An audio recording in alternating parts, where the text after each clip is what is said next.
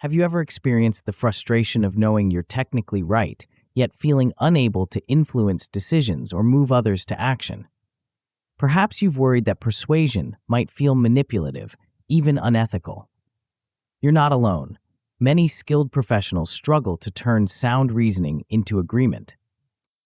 This book, Invisible Persuasion, Use Social Engineering Secrets for Magnetic Influence, was written precisely for those who understand their field but feel unseen or unheard when it matters most. It bridges the critical gap between being correct and being compelling, transforming your ability to ethically guide decisions and shape outcomes. The insights presented here rest on a foundational truth. Influence isn't about manipulation. It's about effectively engineering context, reducing friction, and creating alignment so others willingly choose yes. By leveraging principles rooted in social engineering, cognitive psychology, and ethical persuasion, you'll discover how to unlock effortless agreement, establish instant trust, and guide decisions naturally. Throughout these pages, you'll explore practical, systematic methods for turning skepticism into cooperation without resorting to tricks or coercion. You'll see how tiny commitments lead to significant victories, why building trust quickly doesn't require deception, and how to frame your preferred outcome as the easiest and most obvious choice. Ultimately, Invisible Persuasion empowers you with a learnable, repeatable system, an influence stack that transforms influence from an occasional stroke of luck into a consistent skill. Whether you're a seasoned leader, a rising professional, or simply someone tired of being overlooked, this book offers the tools you need to become irresistibly influential, ethically and confidently. Influence at its best is invisible. Master it, and you'll open doors you didn't even know existed. Chapter 1, Prime Move. The boardroom falls silent. You've just delivered what you know is the perfect solution, backed by data, aligned with their goals, and priced fairly. Yet the decision-makers exchange glances, shuffle papers, and mutter about circling back next quarter. Sound familiar? You're not alone. Every day, brilliant ideas die in conference rooms because their creators never learned the invisible architecture of influence. While you've been perfecting your craft, your competitors have been perfecting something else entirely: the ability to shape how decisions get made before the meeting even starts. This chapter reveals why technical excellence isn't enough, and how to build the influence operating system that separates winners from the perpetually overlooked.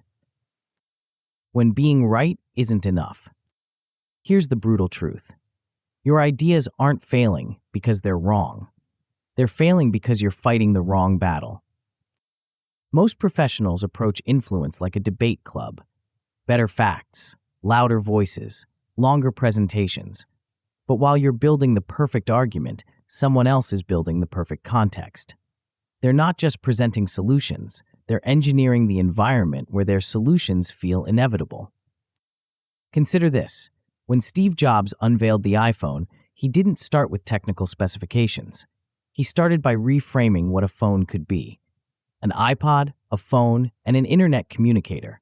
3 familiar concepts that suddenly made the revolutionary feel logical. Jobs understood that attention is selective, and whoever controls the frame controls the outcome. Your problem isn't that stakeholders don't understand your value. It's that they're drowning in cognitive load, scattered attention, competing priorities, and unclear criteria for success.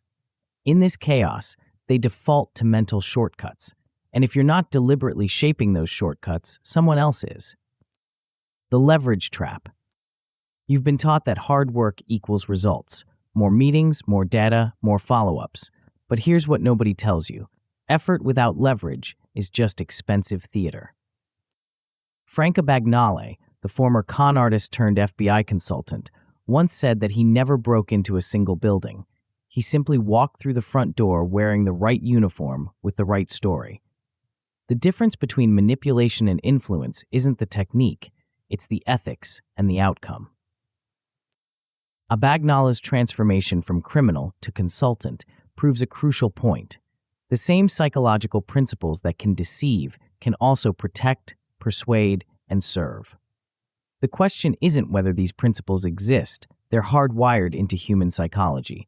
The question is whether you'll use them ethically to create mutual value or let others use them against you. The ethics paralysis. This brings us to the third invisible barrier, ethics anxiety. You've been conditioned to believe that influence equals manipulation, so you err on the side of timidity, making weak asks and accepting weak results. But ethical influence isn't about being nice, it's about being effective while preserving agency. When Oprah Winfrey interviews a guest, she's not manipulating them into vulnerability. She's creating a context where authentic sharing feels safe and valuable. The guest benefits, the audience benefits, and trust compounds over decades. The alternative to ethical influence isn't purity, it's powerlessness, and powerlessness serves no one. Building your trust flywheel. Master these principles, and something remarkable happens. Influence becomes easier, not harder. Your reputation begins to pre-frame every interaction. Stakeholders approach you expecting clarity, fairness, and results. Price resistance drops because trust is already established. Warren Buffett exemplifies this compound effect. His annual letters to Berkshire Hathaway shareholders aren't just updates, they're masterclasses in transparent signaling and consistent framing. Investors have learned to accept his frames, follow his defaults, and reward his integrity with premium valuations. Buffett doesn't need to convince anyone anymore. His track record of ethical influence does the convincing for him. This is your destination, a self-reinforcing system where past ethical wins create future influence leverage. Speed and clarity at scale. When you engineer context instead of winging content, decisions accelerate. Teams align without endless debates. Approvals happen in-room instead of in committee. You're not pushing harder, you're removing the friction that made pushing necessary. Consider how Amazon's one-click purchasing revolutionized e-commerce. Jeff Bezos didn't just make buying easier, he eliminated the micro-frictions that gave customers time to reconsider. The same principle applies to any high-stakes ask. Reduce cognitive load, provide clear defaults, and make the right action the easy action. Strategic freedom. Here's the ultimate payoff: time freedom.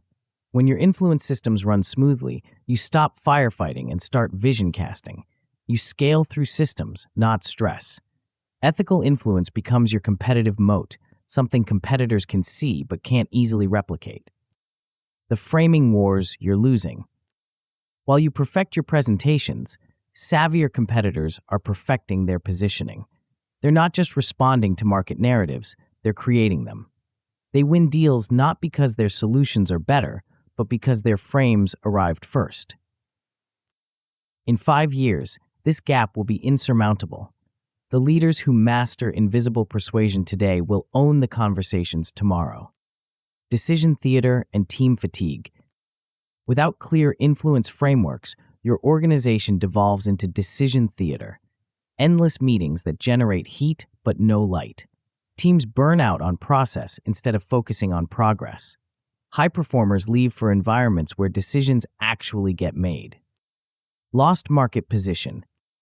Perhaps most dangerously, you cede narrative control to others. Instead of leading industry conversations, you react to them.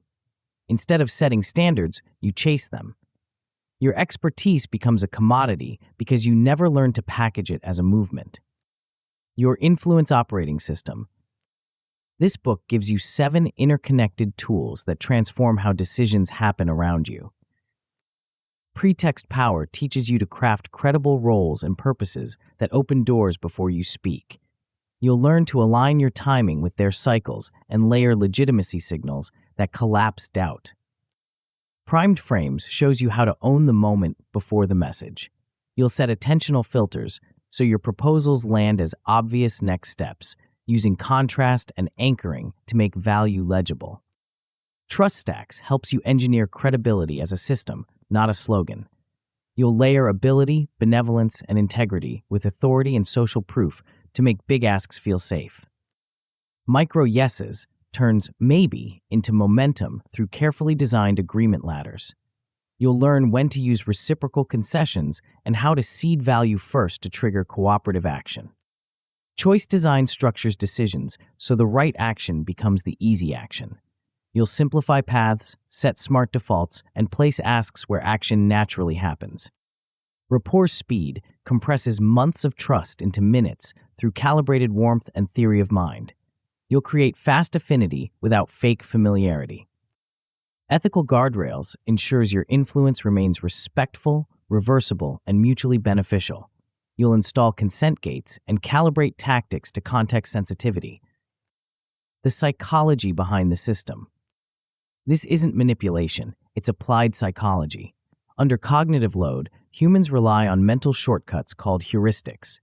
These shortcuts help us navigate complexity, but they also create predictable patterns in how we evaluate options, assess risk, and make commitments.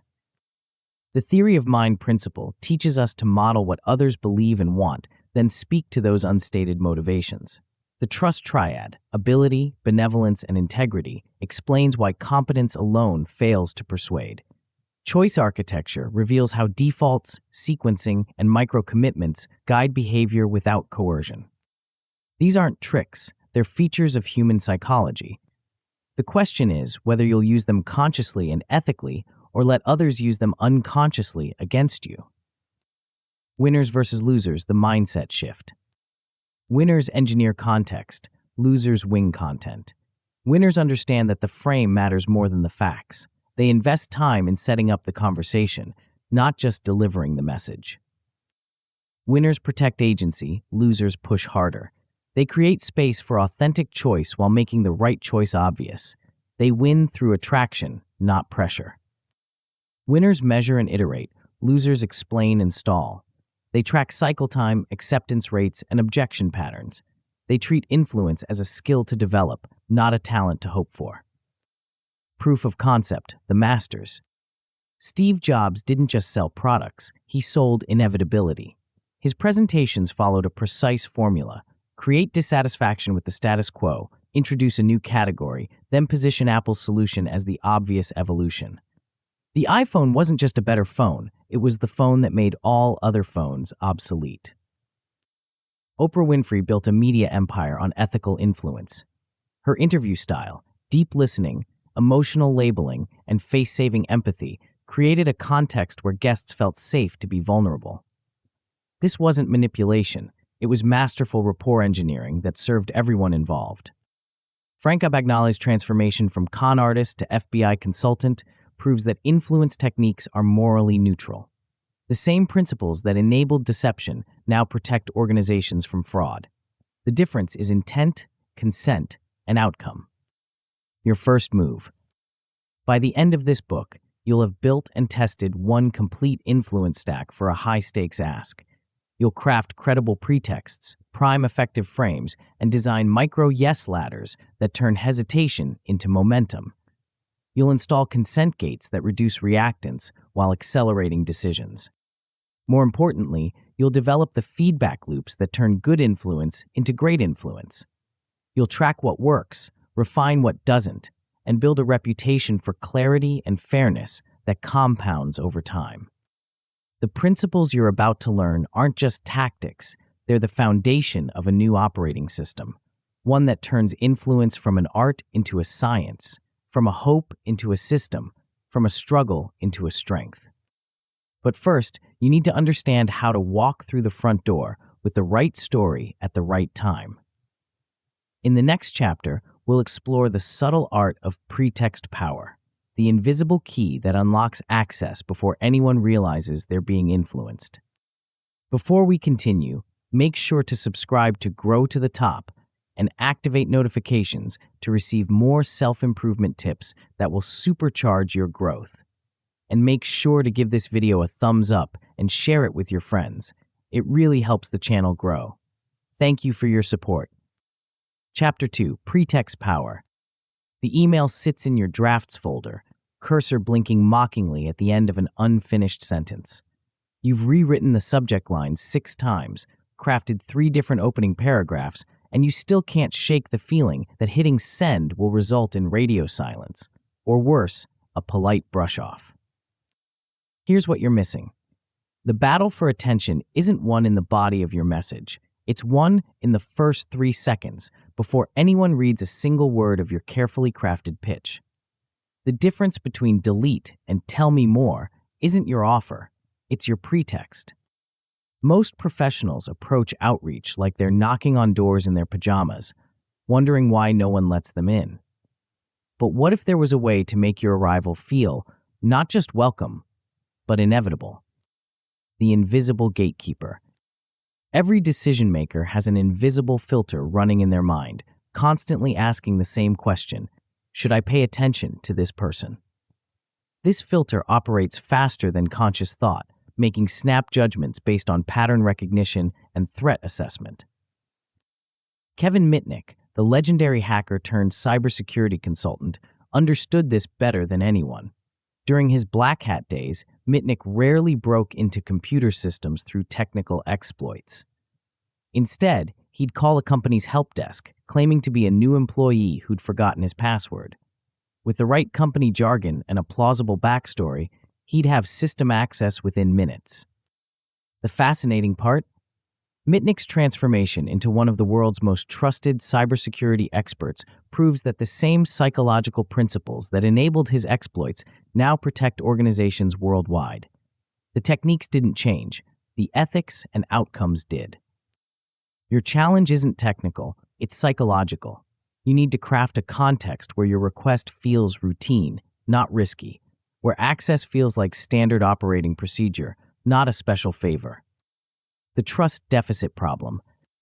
Here's the uncomfortable truth. You're guilty until proven innocent. Every cold outreach, every first meeting, every initial proposal starts from a position of suspicion. Not because people are paranoid, but because they're overwhelmed. The average executive receives over 120 emails per day. Their attention is under constant siege from vendors, consultants, and internal stakeholders, all claiming to have the solution they desperately need. In this environment, the default response isn't, "How can you help?" It's, "How can I make this go away?" This creates what psychologists call information asymmetry. They know nothing about you, but you're asking them to invest time, attention, or resources. Without a credible pretext, you're asking them to take a leap of faith with a stranger. And strangers, no matter how brilliant their ideas, rarely get that benefit of the doubt. The solution isn't to be more transparent. Transparency is necessary but not sufficient. The solution is to engineer a context where transparency feels safe and your request feels normal. The mythology of just ask. 3 dangerous myths keep professionals trapped in low-response purgatory. The first is the transparency myth. Just be honest about what you want. While honesty is non-negotiable, raw honesty without context triggers defense mechanisms. Imagine someone approaching you at a networking event and immediately launching into a sales pitch. Honest? Yes. Effective? Rarely. The second myth is the quality myth. Great offers don't need context.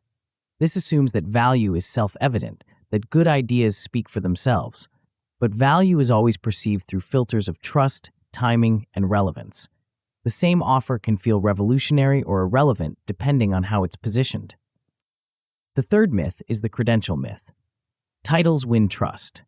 While credentials matter, they're not enough. A Harvard MBA with no relevant experience often loses to a community college graduate with a track record of solving similar problems. Evidence beats pedigree every time. The architecture of access. Building effective pretext requires understanding how humans evaluate strangers under uncertainty. We don't have time to conduct thorough background checks on everyone who requests our attention, so we rely on shortcuts, mental heuristics that help us quickly categorize people as trustworthy or suspicious, relevant or irrelevant, worth our time or not. The key is understanding what psychologists call the pretext credibility gradient. At the weak end, you have generic outreach that could apply to anyone. I help companies grow revenue. At the strong end, you have specific contextual positioning that feels tailored to their exact situation. I help SaaS companies reduce churn during their Series B scaling phase. The gradient moves from weak to strong based on 3 factors: role fit, timing alignment, and evidence quality. Role fit means positioning yourself as someone they expect to hear from at this stage of their journey. Timing alignment means reaching out when they're naturally evaluating solutions in your category. Evidence quality means providing just enough proof to pass the initial credibility check without overwhelming them with information. Mapping the mental model. Before crafting your pretext, you need to understand their world. This isn't about demographics or firmographics. It's about psychology. What keeps them awake at 3 a.m.? What metrics define success in their role? What would make their boss look like a genius for promoting them? This exercise in theory of mind, modeling what others think and feel, reveals the acceptable roles in their ecosystem. A startup CEO might welcome approaches from advisors, investors, or potential partners. A corporate procurement manager expects vendor pitches, audit requests, and compliance checks. A department head anticipates budget reviews, performance assessments, and strategic planning sessions. The goal isn't to deceive, it's to position yourself within their existing mental categories. When you approach someone as an advisor conducting a quick industry benchmark, you're not lying if you genuinely plan to provide valuable insights. You're simply choosing the frame that makes your interaction feel normal rather than intrusive. The credibility stack. Once you've identified the right role, you need to make it believable. This is where signaling comes into play, the subtle cues that communicate competence, relevance, and legitimacy without requiring lengthy explanations. Effective signaling operates on multiple levels. Visual signals include professional email domains, consistent branding, and clean one-page summaries that demonstrate attention to detail. Social signals might include mutual connections, recognizable client logos used with permission, or relevant media mentions. Behavioral signals encompass response time, communication clarity, and follow-through on small commitments. The art lies in layering these signals without overdoing them. Too few signals and you seem amateur. Too many and you seem desperate. The sweet spot is providing just enough evidence to tip the credibility assessment in your favor while maintaining focus on their needs, not your credentials. Authority by association. One of the most powerful pretext tools is authority proxying, ethically borrowing credibility from respected third parties. This isn't name-dropping or false association. It's strategic positioning that leverages existing trust relationships. The key is relevance over prestige. A testimonial from a respected industry peer carries more weight than an endorsement from a celebrity outside your field. A case study from a company facing similar challenges resonates more than generic success metrics. A referral from a trusted advisor opens doors that cold outreach cannot. Authority proxying works because it reduces the perceived risk of engagement.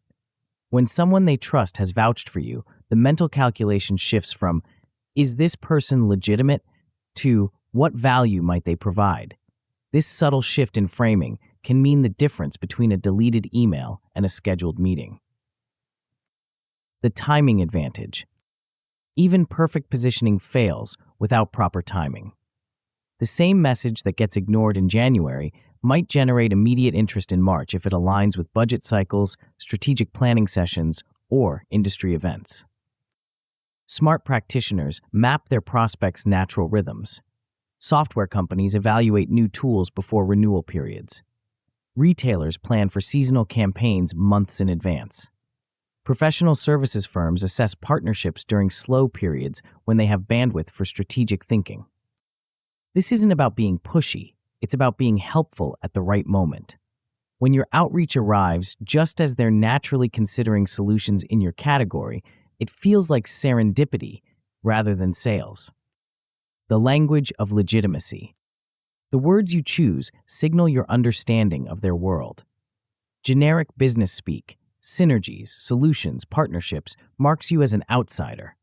Industry-specific language, vendor diligence, compliance audit, board-ready summary positions you as someone who belongs in their ecosystem.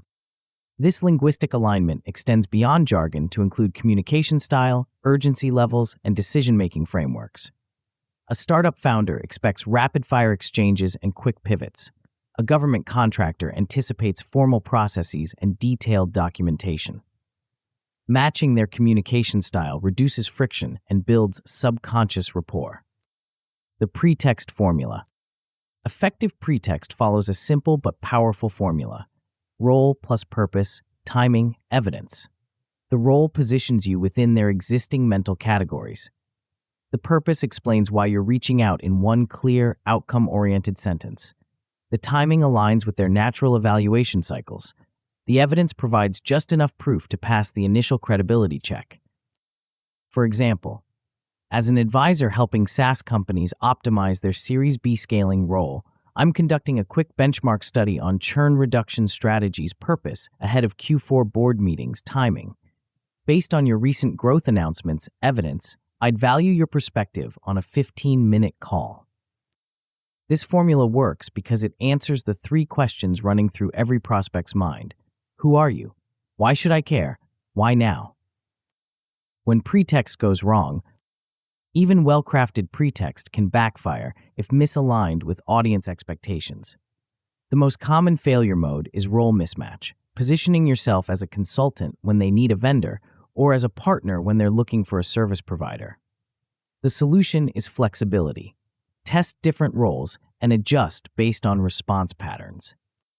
Another common issue is signal overload, cramming too many credentials, logos, or achievements into initial outreach. This often signals desperation rather than competence. The fix is restraint. Lead with your strongest, most relevant signal and save the rest for follow-up conversations. Perhaps the most dangerous failure is proxy backlash, borrowing authority from controversial figures or organizations that trigger negative associations. Always research your proxies thoroughly and have backup options ready. The compound effect. Master pretext, and something remarkable happens. Access becomes easier, not harder. Your reputation begins to precede you. Gatekeepers start routing you directly to decision makers. Prospects begin reaching out proactively, having heard about you through their networks.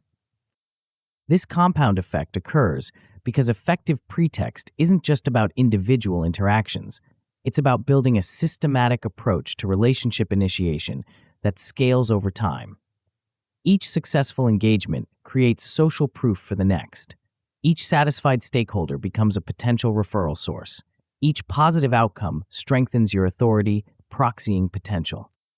The goal isn't just to get meetings, it's to build a reputation for relevance, competence, and value that makes future meetings inevitable. Your next move. Pretext Power transforms strangers into stakeholders by engineering the context where your value becomes visible. But getting in the room is only the beginning. Once you have their attention, you need to shape what they notice, how they interpret information, and which criteria they use to make decisions. In the next chapter, we'll explore how the first 60 seconds of any interaction can be engineered to make your proposal feel not just reasonable, but inevitable. The secret lies in understanding how attention works, and how the mind that controls attention controls the outcome. Chapter 3, Primed Frames. The meeting starts in 30 seconds. You've rehearsed your presentation, polished your slides, and prepared for every possible objection.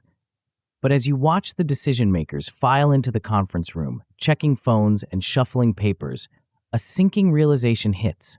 They're not thinking about your solution at all. Their minds are elsewhere. The budget meeting that ran long, the client crisis from this morning, the performance review they need to complete by Friday.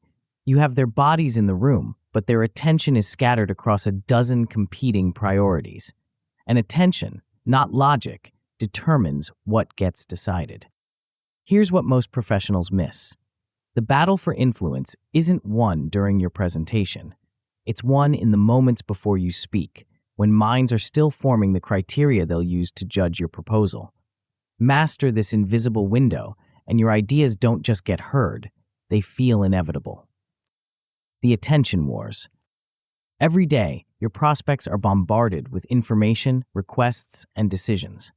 Their brains, overwhelmed by this cognitive load, have developed sophisticated filtering systems to determine what deserves focus and what gets ignored.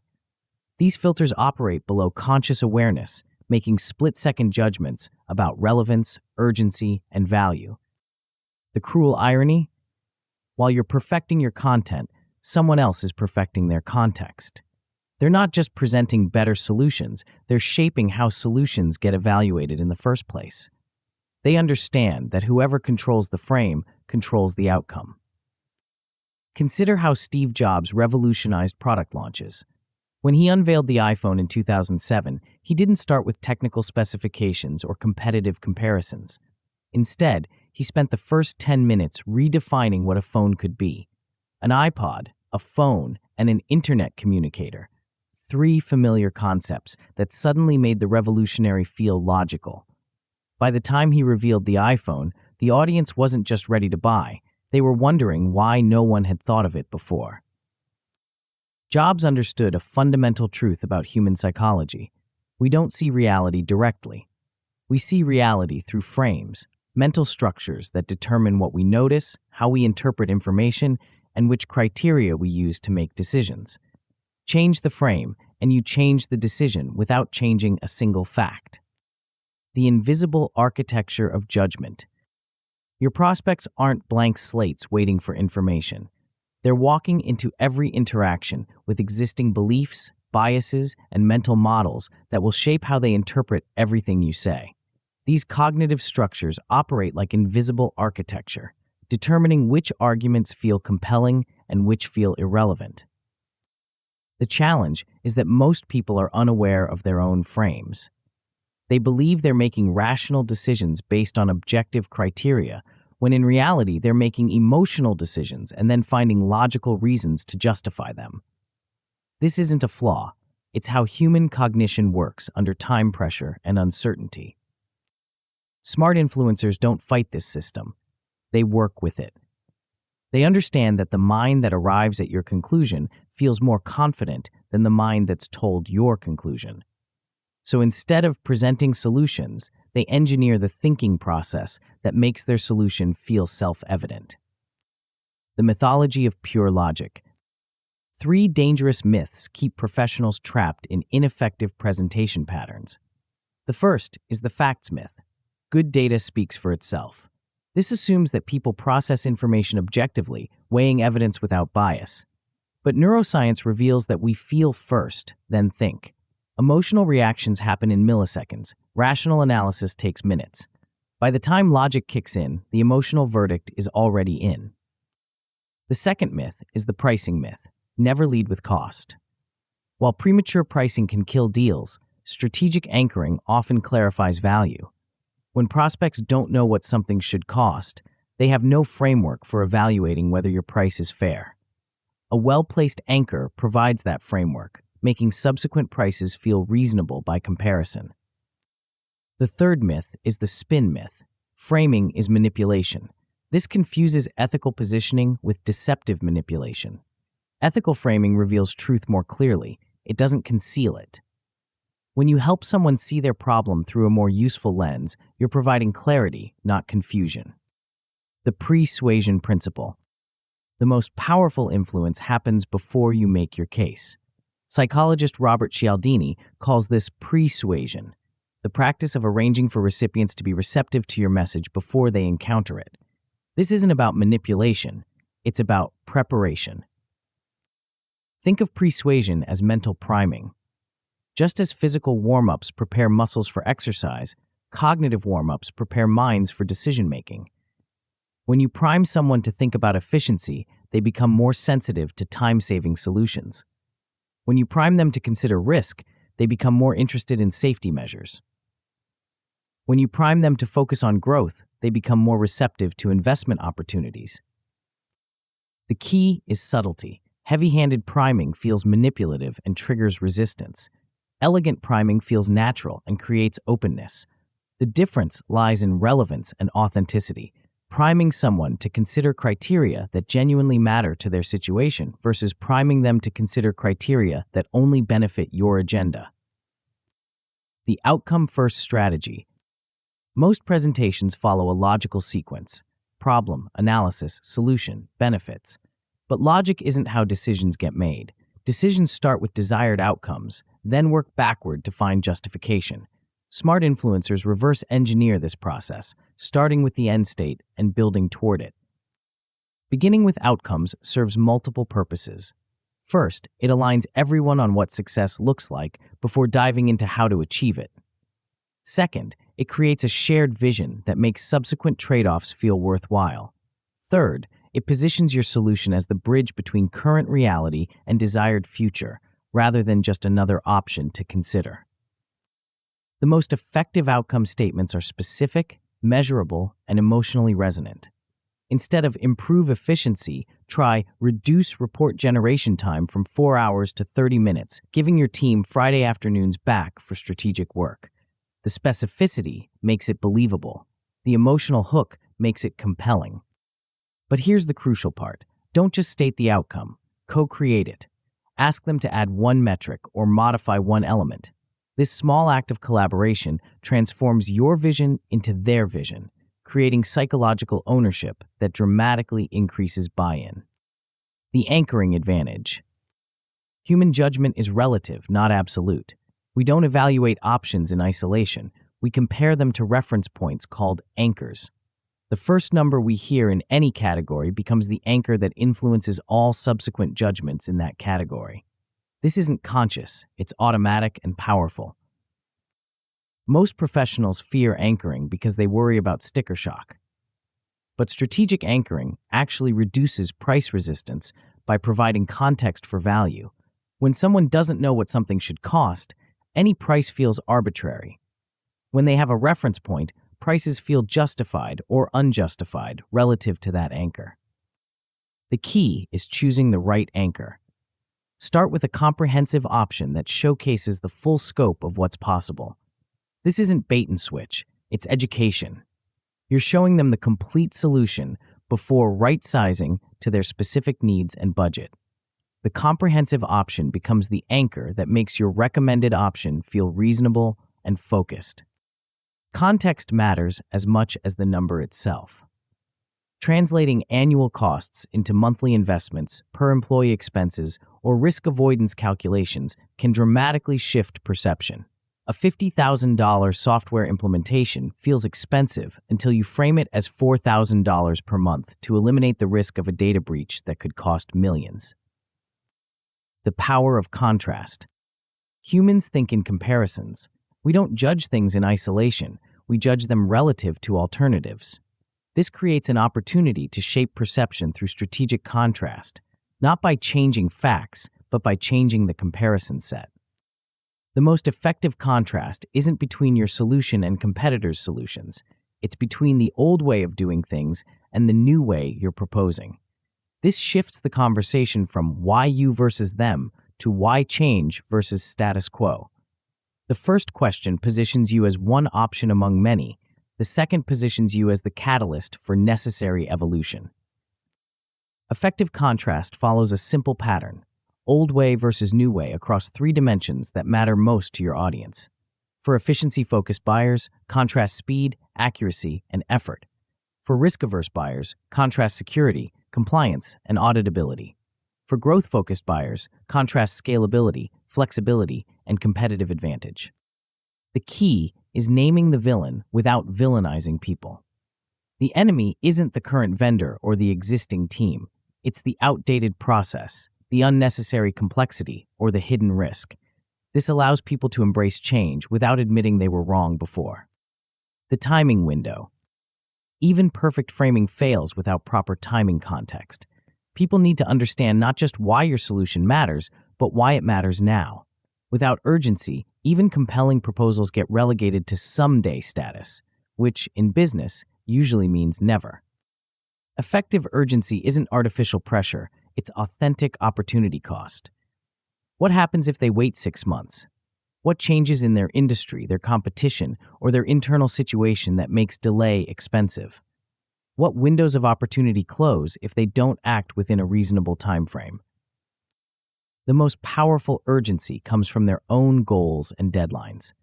If they're preparing for a board meeting, product launch, or compliance audit, your solution becomes urgent by association.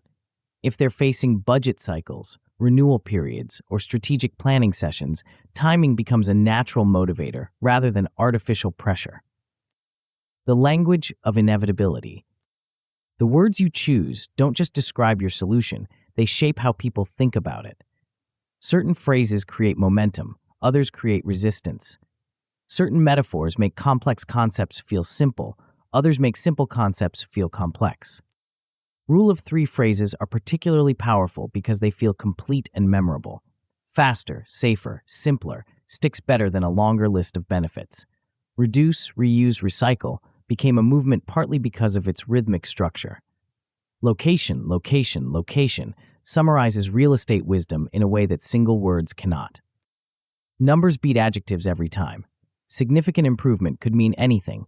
30% reduction means something specific. Enhanced security is vague. Military-grade encryption is concrete. Better performance is subjective. Sub-second response time is measurable. Pattern interrupts grab attention by violating expectations. Instead of starting with your agenda, start with their goal.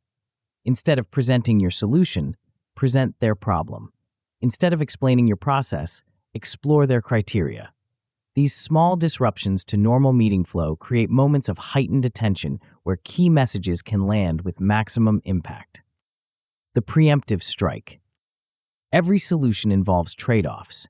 Every decision requires sacrifice. Most presenters hope these uncomfortable truths won't come up, or they address them defensively when challenged.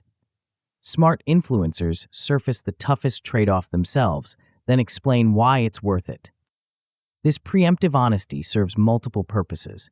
First, it demonstrates integrity and builds trust. Second, it allows you to frame the trade-off in the most favorable light rather than letting opponents frame it negatively. Third, it positions you as a thoughtful advisor rather than a biased vendor. The key is acknowledging the trade-off without apologizing for it. This approach requires more upfront investment, but it eliminates the ongoing costs that make cheaper alternatives expensive over time. You're not hiding the downside, you're contextualizing it within the bigger picture. When frames collide, sometimes your carefully crafted frame collides with existing organizational frames. The finance team thinks about ROI, the operations team thinks about efficiency, the compliance team thinks about risk. Each group interprets the same information through different lenses, leading to different conclusions. The solution isn't to abandon framing, it's to create a meta-frame that encompasses multiple perspectives. Start by acknowledging the different viewpoints in the room, then propose a framework that honors each perspective while moving toward a unified decision.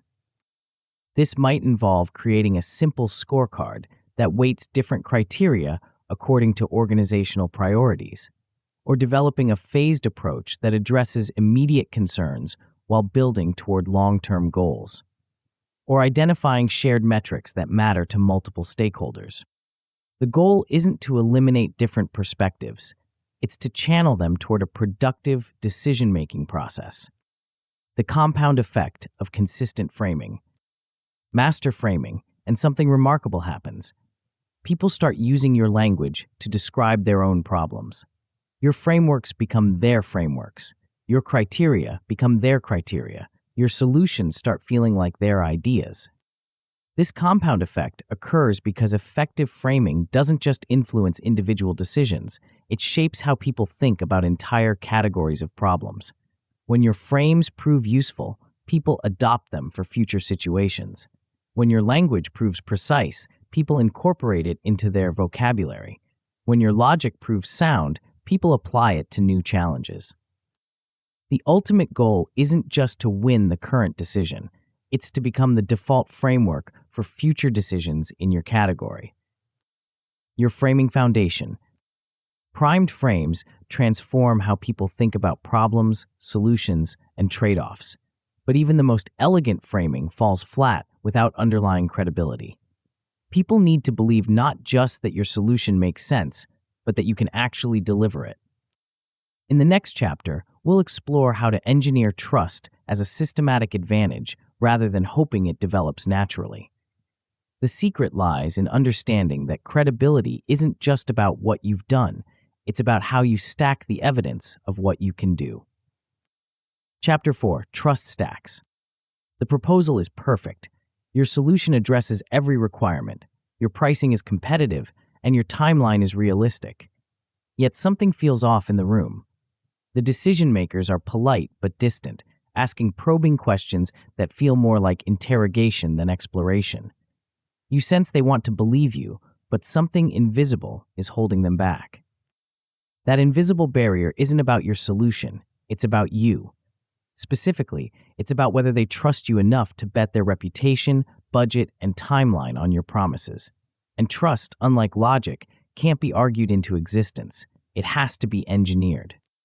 Most professionals treat trust like a nice-to-have bonus that develops naturally over time. But in high-stakes decisions with compressed timelines, you don't have the luxury of letting trust evolve organically. You need a systematic approach to building credibility that works in minutes, not months. The credibility crisis. Every business relationship starts with a fundamental imbalance. You know what you can deliver, but they don't. This information asymmetry creates what economists call adverse selection, the tendency for people to assume the worst when they can't verify the truth. Without clear signals of competence and character, prospects default to skepticism. The challenge is that trust operates on multiple levels simultaneously. People aren't just evaluating whether you can do what you claim, they're also assessing whether you want to help them succeed and whether you'll behave ethically when things get complicated. Miss any of these dimensions, and the entire trust equation collapses. Warren Buffett understood this intuitively. For over 5 decades, his annual letters to Berkshire Hathaway shareholders have demonstrated not just investment acumen, but radical transparency about mistakes, clear explanations of strategy, and consistent alignment between his interests and his investors' interests. This systematic approach to trust building has allowed Buffett to raise capital at below-market rates and acquire companies that refuse to sell to anyone else. The lesson isn't that you need 50 years to build trust. It's that trust can be engineered through consistent signaling across multiple dimensions. When done systematically, credibility becomes a competitive advantage that compounds over time. The 3 pillars of belief.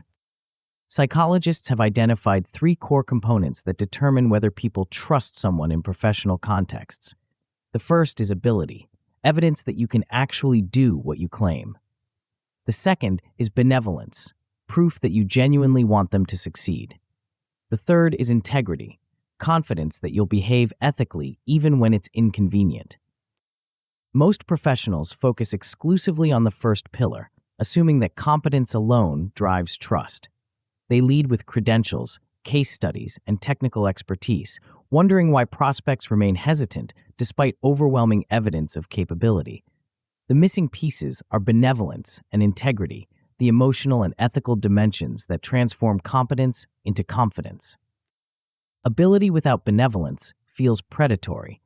Think of the brilliant consultant who clearly knows how to solve your problem, but seems more interested in billable hours than sustainable solutions. Competence is obvious, but motivation is suspect. Benevolence without ability feels naive. Consider the enthusiastic vendor who genuinely wants to help, but lacks the experience to deliver on their promises. Good intentions don't compensate for poor execution. Integrity binds the other two together. It's the assurance that someone will use their abilities in service of your interests, even when their short-term incentives might suggest otherwise. Without integrity, ability feels dangerous, and benevolence feels temporary. The authority shortcut. In a perfect world, prospects would thoroughly evaluate your capabilities before making decisions. In reality, they're overwhelmed by choices and compressed by timelines, so they rely on shortcuts, mental heuristics that help them quickly categorize people as trustworthy or risky. Authority is the most powerful of these shortcuts. When someone is recognized as an expert by credible third parties, it compresses the evaluation process dramatically. Instead of conducting their own due diligence, prospects can borrow the judgment of others they already trust. Oprah Winfrey built a media empire on this principle. Her endorsement of books, products, or ideas carried such weight that it became known as the Oprah effect. But this authority wasn't accidental. It was systematically constructed through decades of consistent value delivery, authentic vulnerability, and careful curation of what she chose to endorse. The key insight is that authority can be borrowed ethically through strategic association. Media mentions, industry certifications, advisory relationships, and speaking engagements all serve as third-party validation of your expertise. The goal isn't to inflate your credentials, but to make your existing capabilities more visible and credible. However, authority without relevance backfires. A testimonial from a Fortune 500 CEO might impress some audiences while alienating others who see it as evidence that you don't understand their world. The most effective authority signals are those that resonate specifically with your target audience's values and aspirations. The social proof multiplier. Humans are social creatures who look to others for guidance about what's normal, safe, and smart. This tendency becomes even stronger under uncertainty. When we don't know what to do, we look for evidence of what similar people have done in similar situations. Social proof works because it reduces perceived risk. If peers have successfully worked with you, the thinking goes, then working with you is probably safe. If respected companies have chosen your solution, then choosing your solution is probably smart. If industry leaders endorse your approach, then following your approach is probably wise. But not all social proof is created equal. Generic testimonials from unnamed sources carry little weight. Specific stories from recognizable peers carry enormous weight. The difference lies in relevance and verifiability. Prospects need to see themselves in your success stories and believe those stories are real. The most powerful social proof comes from people who faced similar challenges, had similar constraints, and achieved similar goals to what your prospect is seeking. A startup founder cares more about another startup's experience than a Fortune 500 company's experience. A government contractor values other government contractors' opinions more than private sector endorsements. This is why smart practitioners maintain diverse portfolios of social proof, curating different testimonials and case studies for different audiences. It's not about having the most impressive logos. It's about having the most relevant validators for each specific situation. The demonstration advantage. While testimonials and case studies provide external validation, demonstrations provide direct evidence. They allow prospects to see your capabilities in action rather than just hearing about them secondhand. This firsthand experience is often more convincing than any amount of third-party endorsement. The key is making demonstrations feel valuable rather than salesy. Instead of showing off your product's features, diagnose their specific situation and show how your approach would apply to their unique challenges. Instead of generic demos, create customized assessments that provide immediate insight. Live diagnostics are particularly powerful because they demonstrate competence while delivering value. When you can quickly identify problems they didn't even realize they had, or spot opportunities they hadn't considered, you establish credibility through direct experience rather than indirect claims. The goal isn't to give away your entire solution for free. It's to provide enough value that they can confidently extrapolate what working with you would be like. A well-designed demonstration answers the question, can they really do what they claim, with observable evidence rather than verbal assurance? The transparency strategy. Information asymmetry breeds suspicion. When prospects don't understand how you work, what drives your pricing, or what happens if things go wrong, they fill those gaps with worst-case assumptions. Transparency closes these gaps before suspicion can take root.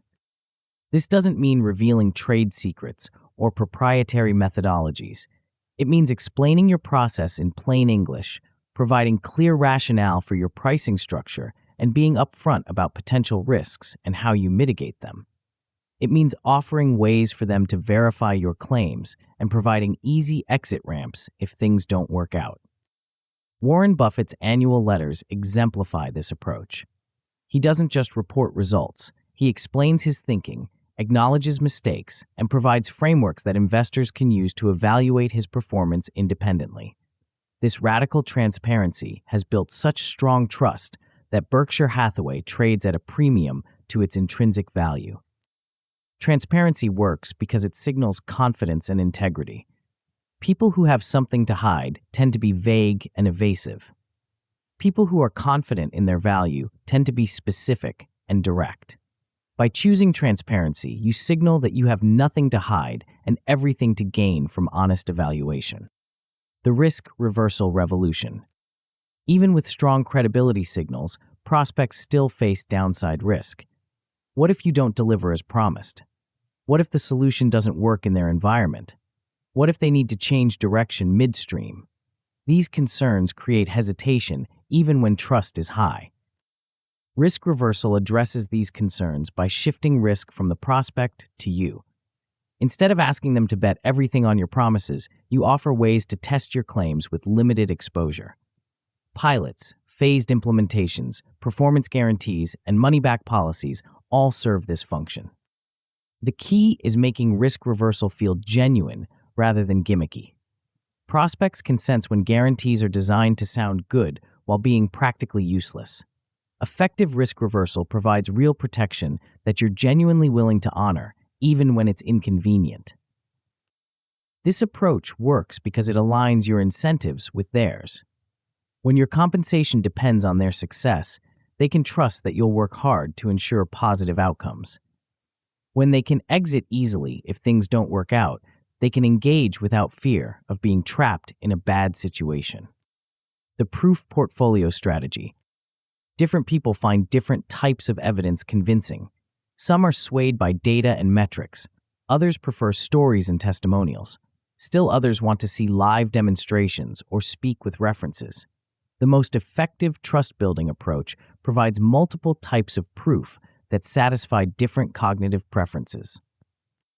This is why successful practitioners maintain what might be called a proof portfolio, a curated collection of evidence that can be deployed strategically based on audience and situation.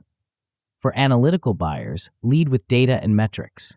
For relationship-oriented buyers, emphasize testimonials and references. For skeptical buyers, offer demonstrations and trials. The key is curation rather than accumulation.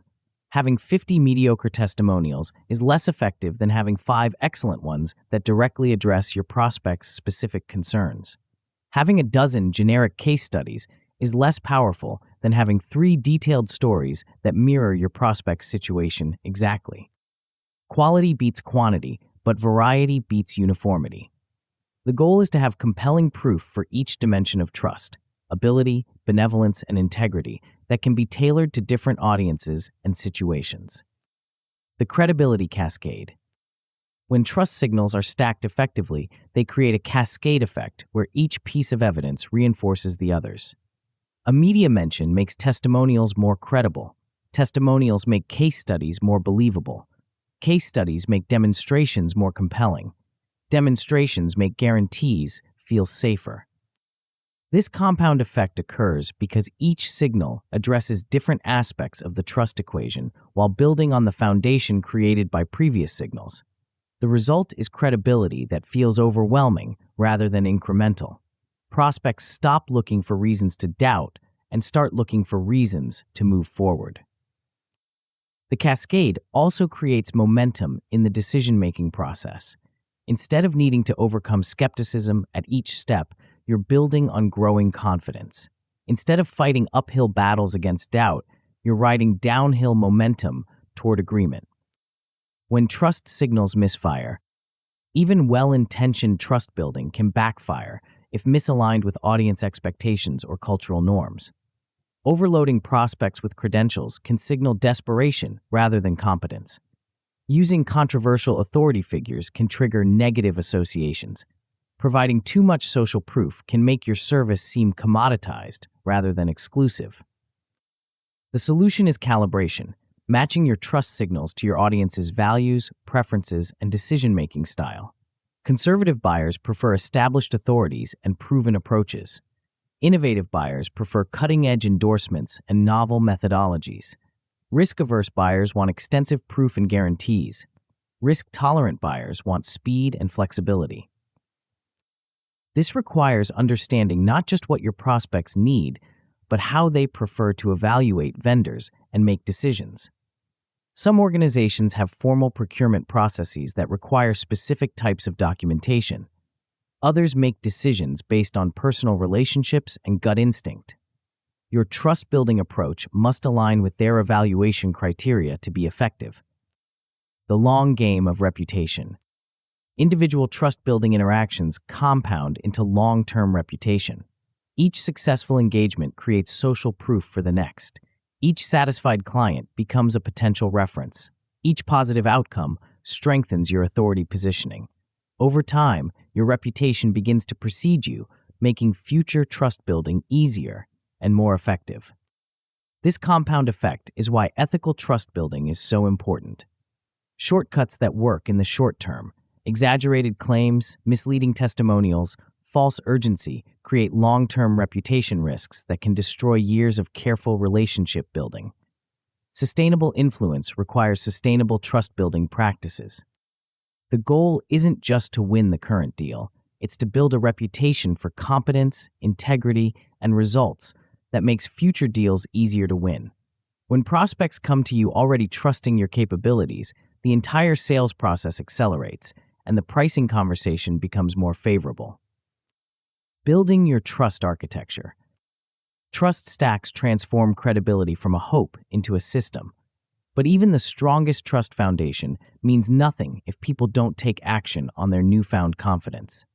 The next chapter reveals how to convert trust into momentum through a carefully designed sequence of small agreements that feel effortless but create powerful psychological commitment.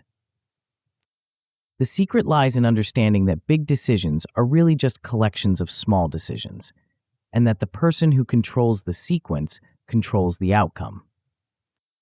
Chapter 5. Micro Yeses. The presentation went perfectly. Your solution addresses every pain point. Your pricing is fair, and the decision makers are nodding in agreement. Then comes the moment you've been dreading. This looks great. Let us think about it and get back to you. You know what happens next. Days turn into weeks. Follow-up emails get polite but non-committal responses.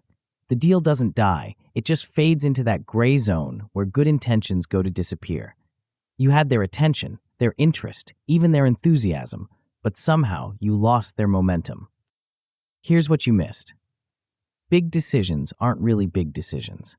They're collections of small decisions that either build toward commitment or drift toward inaction. The professionals who consistently convert interest into action understand something crucial. They don't ask for the big yes all at once.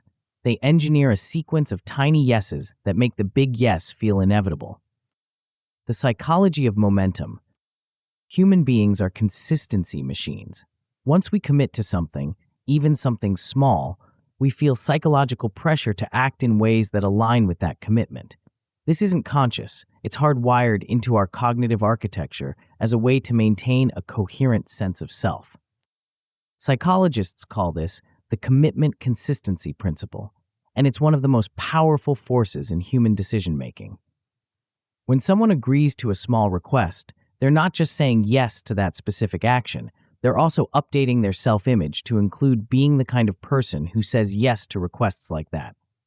This subtle shift in identity makes subsequent, related requests feel more natural and harder to refuse. The key insight is that momentum beats logic every time. When people are moving forward, even in small steps, they tend to keep moving forward. When people are standing still, even the most compelling arguments struggle to create motion. Smart influencers don't fight this psychological reality, they harness it.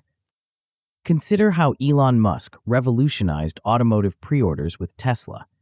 Instead of asking customers to commit to a $60,000 purchase sight unseen, he asked for a $1,000 refundable deposit to reserve their place in line. This tiny commitment, less than most people spend on a vacation, generated hundreds of thousands of pre-orders and provided Tesla with crucial market validation and cash flow. The genius wasn't in the product, it was in the psychology. By making the first commitment small and reversible, Musk removed the barriers that typically prevent early adoption. But once people had made that initial commitment, they became psychologically invested in Tesla's success.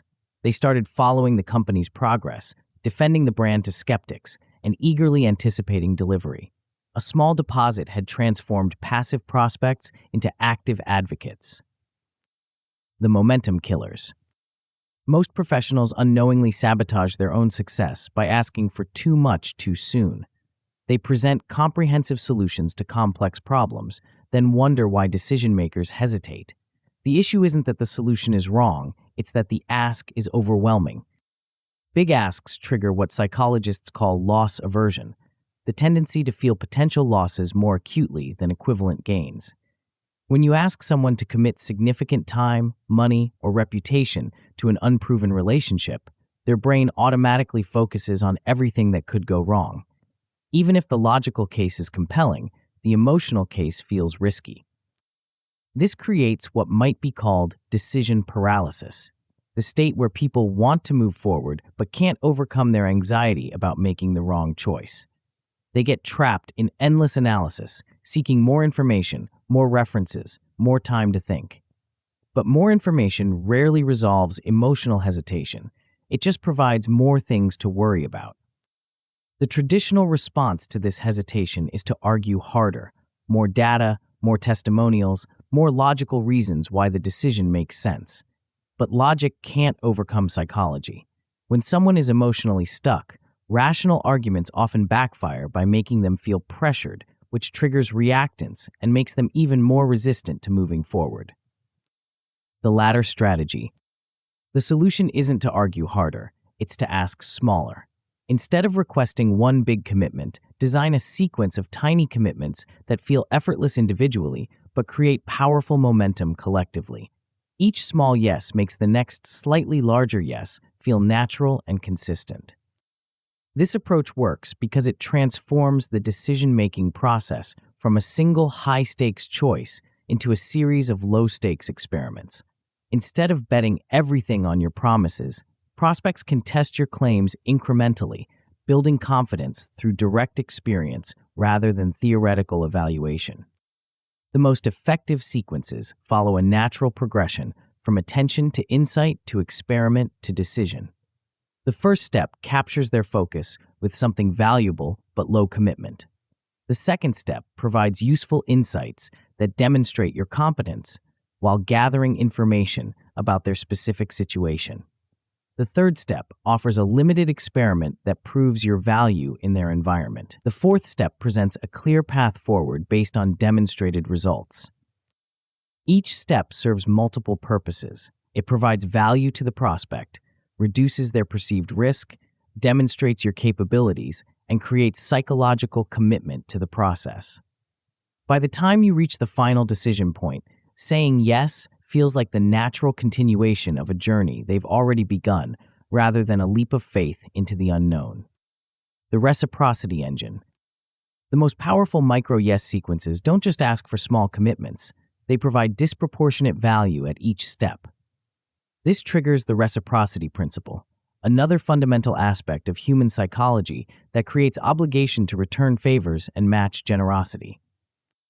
When you give someone something valuable without being asked, you create what psychologists call a reciprocity debt, a psychological obligation to return the favor.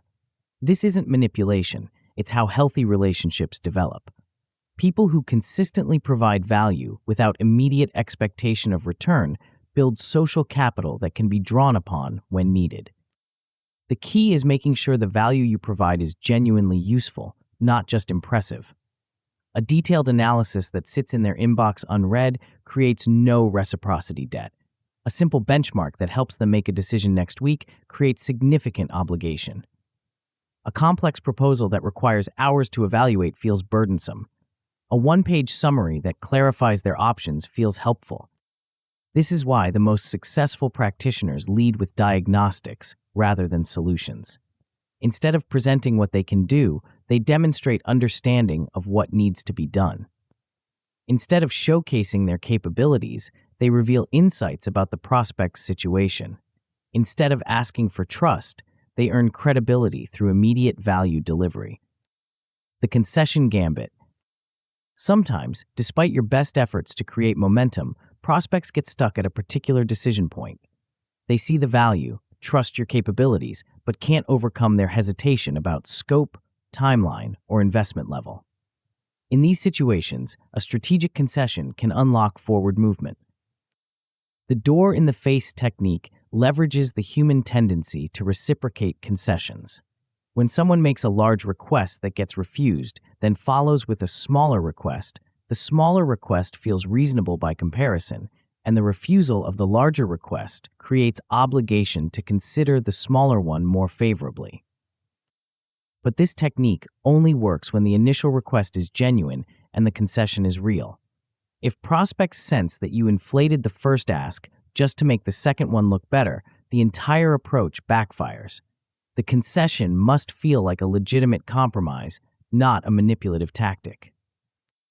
The most effective concessions involve scope, timeline, or risk rather than price. Instead of discounting your fee, offer a pilot program that proves value before full implementation. Instead of reducing your rate, propose a phased approach that spreads investment over time. Instead of cutting features, suggest starting with core functionality and expanding based on results. These types of concessions feel collaborative rather than desperate. They acknowledge the prospect's concerns while providing a path forward that addresses those concerns constructively. They also create natural expansion opportunities once initial value is demonstrated. The consistency amplifier. As prospects move through your micro-yes sequence, it's crucial to reinforce their growing commitment by connecting each new step to their previous decisions. This amplifies the consistency principle by making their pattern of agreement explicit and helping them see themselves as someone who follows through on commitments. Before asking for each new micro-yes, briefly recap what they've already agreed to and why. This isn't just good project management. It's psychological reinforcement that strengthens their commitment to the process. When people are reminded of their previous choices, they feel more obligated to make consistent future choices. The language you use matters enormously. Instead of saying, "Would you like to move to the next step?" Try, "Based on what we've learned so far, the logical next step would be." The first phrasing makes it feel like a new decision. The second makes it feel like the natural continuation of decisions they've already made. Documentation also plays a crucial role in consistency amplification.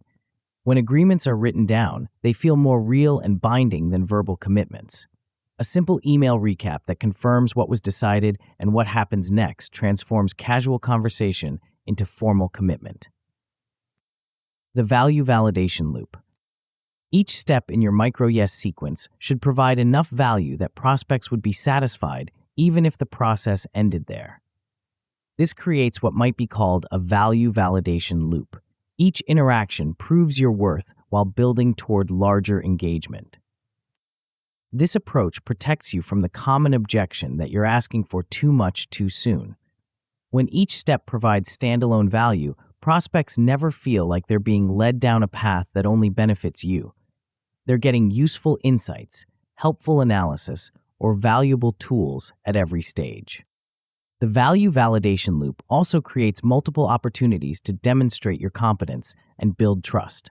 Instead of having one chance to prove yourself in a final presentation, you have several chances to show your thinking, your process, and your results. This distributed proof is often more convincing than concentrated proof because it feels more authentic and less rehearsed. Perhaps most importantly, the value validation loop gives you multiple opportunities to course correct based on what you learn about their specific situation. Instead of presenting a generic solution and hoping it fits, you can adapt your approach based on real-time feedback and emerging insights. The timing orchestration. The spacing and sequencing of your micro-yes requests can dramatically impact their effectiveness. Ask for too much too quickly, and you'll trigger resistance. Space requests too far apart, and you'll lose momentum. The key is finding the rhythm that feels natural for your specific audience and situation. Generally, each micro-yes should build logically on the previous one while providing enough time for the prospect to process and act on what they've learned. A diagnostic that takes a week to complete shouldn't be followed immediately by a request for pilot approval. but it also shouldn't be followed by radio silence that allows momentum to dissipate. The most effective practitioners align their micro-yes timing with their prospects' natural decision-making rhythms. If someone typically makes vendor decisions during quarterly planning cycles, time your sequence to culminate during those periods. If they prefer to evaluate new initiatives at the beginning of fiscal years, structure your ladder accordingly. This timing orchestration extends to the micro level as well. The best time to ask for the next micro-yes is immediately after delivering value from the current step. When someone has just received a useful insight or helpful analysis, they're most receptive to taking the next small step in the process. When ladders break down, even well-designed micro-yes sequences can stall or break down. The most common failure point is asking for steps that feel too large relative to the value provided. If any individual micro-yes feels risky or burdensome, it can stop momentum completely. The solution is usually to break the problematic step into smaller components or increase the value provided at that stage. If prospects hesitate at the pilot stage, perhaps the pilot scope is too broad or the success criteria are too vague. If they stall after the diagnostic, perhaps the insights weren't actionable enough or the next step wasn't clear enough. Another common breakdown occurs when the sequence feels mechanical rather than organic. If prospects sense that they're being manipulated through a predetermined process, they'll resist even reasonable requests. The latter must feel like a natural progression based on emerging insights, not a sales funnel designed to extract commitment. The key is maintaining flexibility within structure. Have a planned sequence, but be willing to adapt it based on what you learn about their specific situation, concerns, and decision-making style. The goal is forward momentum, not rigid adherence to a predetermined process. The compound effect of small wins. When micro-yes sequences work well, they create compound effects that extend far beyond the immediate transaction. Prospects who experience value at each step become advocates who refer others and provide testimonials. They also become more receptive to future proposals because they've experienced your process and trust your approach. This compound effect occurs because micro-yes sequences don't just close deals, they build relationships. When someone has invested time and attention in working with you through a structured process, they develop a sense of partnership that transcends the specific transaction. They become stakeholders in your mutual success rather than just customers of your service. The relationships built through effective micro-yes sequences also tend to be more resilient and profitable over time. Clients who have experienced your value incrementally are less likely to be swayed by competitive proposals and more likely to expand their engagement when new opportunities arise. Your momentum architecture. Micro-yes sequences transform passive interest into active commitment through the power of incremental progress. But even the most elegant sequence can fail if the individual steps feel clunky or confusing. The next chapter reveals how to design each decision point so that the right choice feels effortless and obvious. The secret lies in understanding that people don't just choose what they want, they choose what feels easy. And the person who controls the ease controls the outcome. Chapter 6. Choice Design. The contract sits on their desk, approved by legal, blessed by finance, and endorsed by the entire evaluation committee. Your solution is perfect, your pricing is fair, and everyone agrees you're the right choice. Yet weeks pass without a signature. When you finally follow up, the response is always the same. We're still working on it. What you're witnessing isn't indecision, it's friction. Somewhere between yes, we want this, and yes, we're doing this, lies a series of small obstacles that feel insignificant individually but create overwhelming resistance collectively. A form that requires information they don't have readily available. A process that demands approval from someone who's traveling. A system that forces them to switch between 3 different platforms to complete one simple task. While you've been perfecting your value proposition, someone else has been perfecting something more powerful. The path to yes. They understand that people don't choose the best option, They choose the easiest, acceptable option. And the person who controls the ease controls the outcome. The friction epidemic. Every day, good decisions die from 1,000 tiny cuts. Not because people change their minds about what they want, but because the path to getting what they want feels harder than the pain of staying where they are. This is the hidden epidemic of modern business. Friction, masquerading as indecision. Consider the last time you abandoned an online purchase at checkout. Was it because you suddenly decided you didn't want the product? Probably not. More likely, the site asked for information you didn't have handy, required you to create an account when you just wanted to buy something, or made you navigate through multiple screens when one would have sufficed. Each additional step felt minor, but collectively they created enough resistance to overcome your desire to purchase. The same dynamic plays out in B2B decisions, just with higher stakes and longer timelines. A procurement process that requires 17 different approvals doesn't just slow decisions, it kills them. A proposal format that demands information in an order that doesn't match how people think doesn't just create work, it creates resistance. A contract negotiation that requires switching between email, phone calls, and document sharing platforms doesn't just add complexity, it adds opportunities for momentum to die. Jeff Bezos understood this intuitively when he revolutionized e-commerce with Amazon's one-click purchasing. The innovation wasn't technological, it was psychological. By eliminating the micro-frictions that gave customers time to reconsider, Amazon transformed impulse into action. The result wasn't just higher conversion rates, it was a fundamental shift in how people thought about online shopping. The architecture of ease. Human decision-making operates under severe cognitive constraints. We have limited attention, limited working memory, and limited willpower. When choices require significant mental effort, we either delay the decision or default to the status quo. This isn't laziness, it's cognitive resource management. Smart choice architects work with these constraints rather than against them. They understand that every additional option, every extra step, every moment of confusion depletes the mental energy available for decision-making.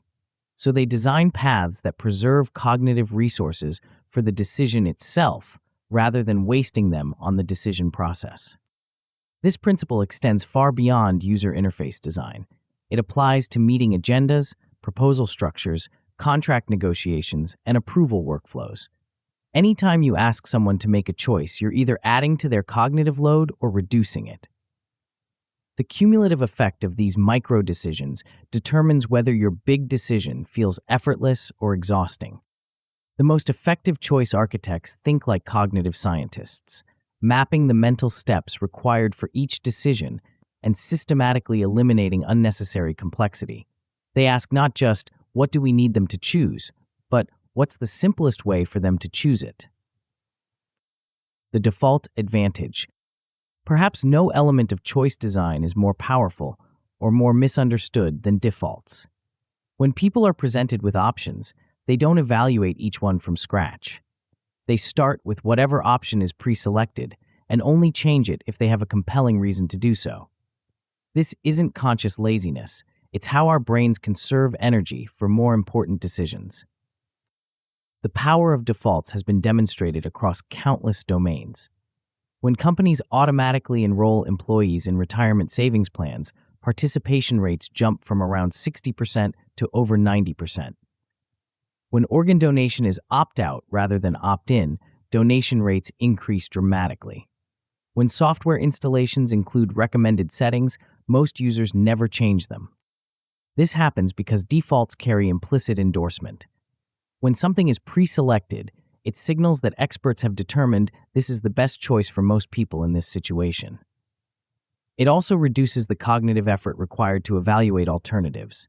Instead of comparing all options, people only need to decide whether the default is acceptable.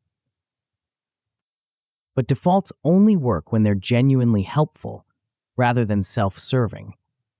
If people sense that defaults are designed to benefit you rather than them, the entire approach backfires. The key is choosing defaults that truly represent the best choice for most people in most situations, then making it easy to customize when needed. The context hijacking strategy. The most elegant choice design doesn't create new decision points. It embeds choices within existing workflows where momentum already exists. Instead of asking people to stop what they're doing to make your decision, you place your decision where they're already making similar decisions. This approach works because it leverages existing cognitive patterns rather than creating new ones.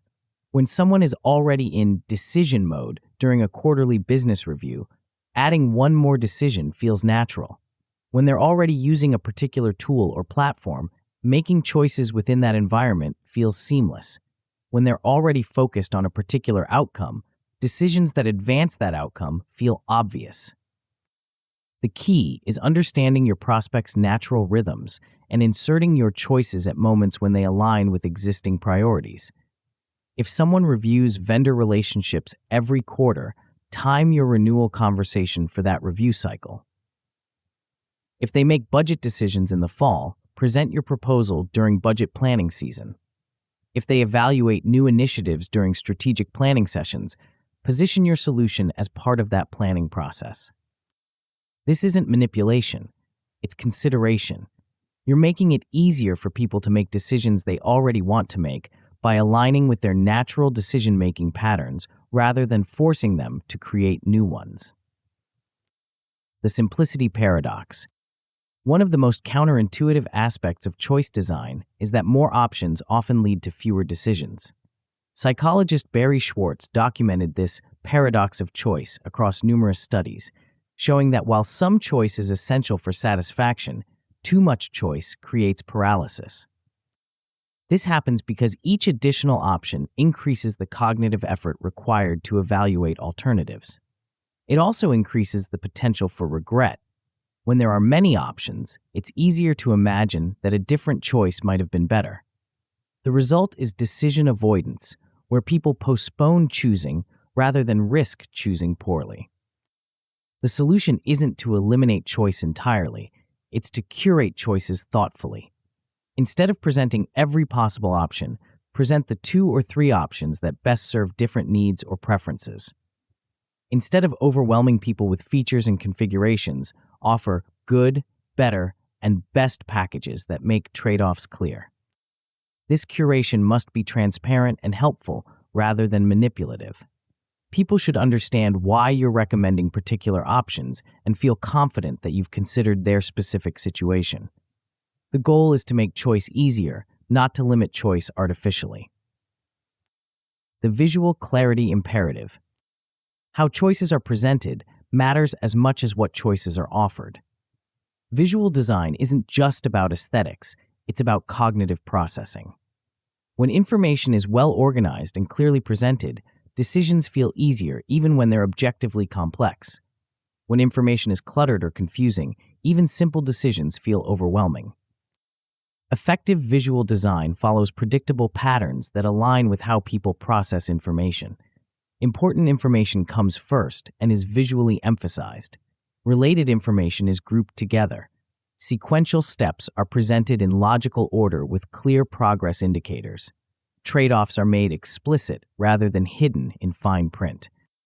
Progress indicators deserve special attention because they tap into what psychologists call the goal gradient effect.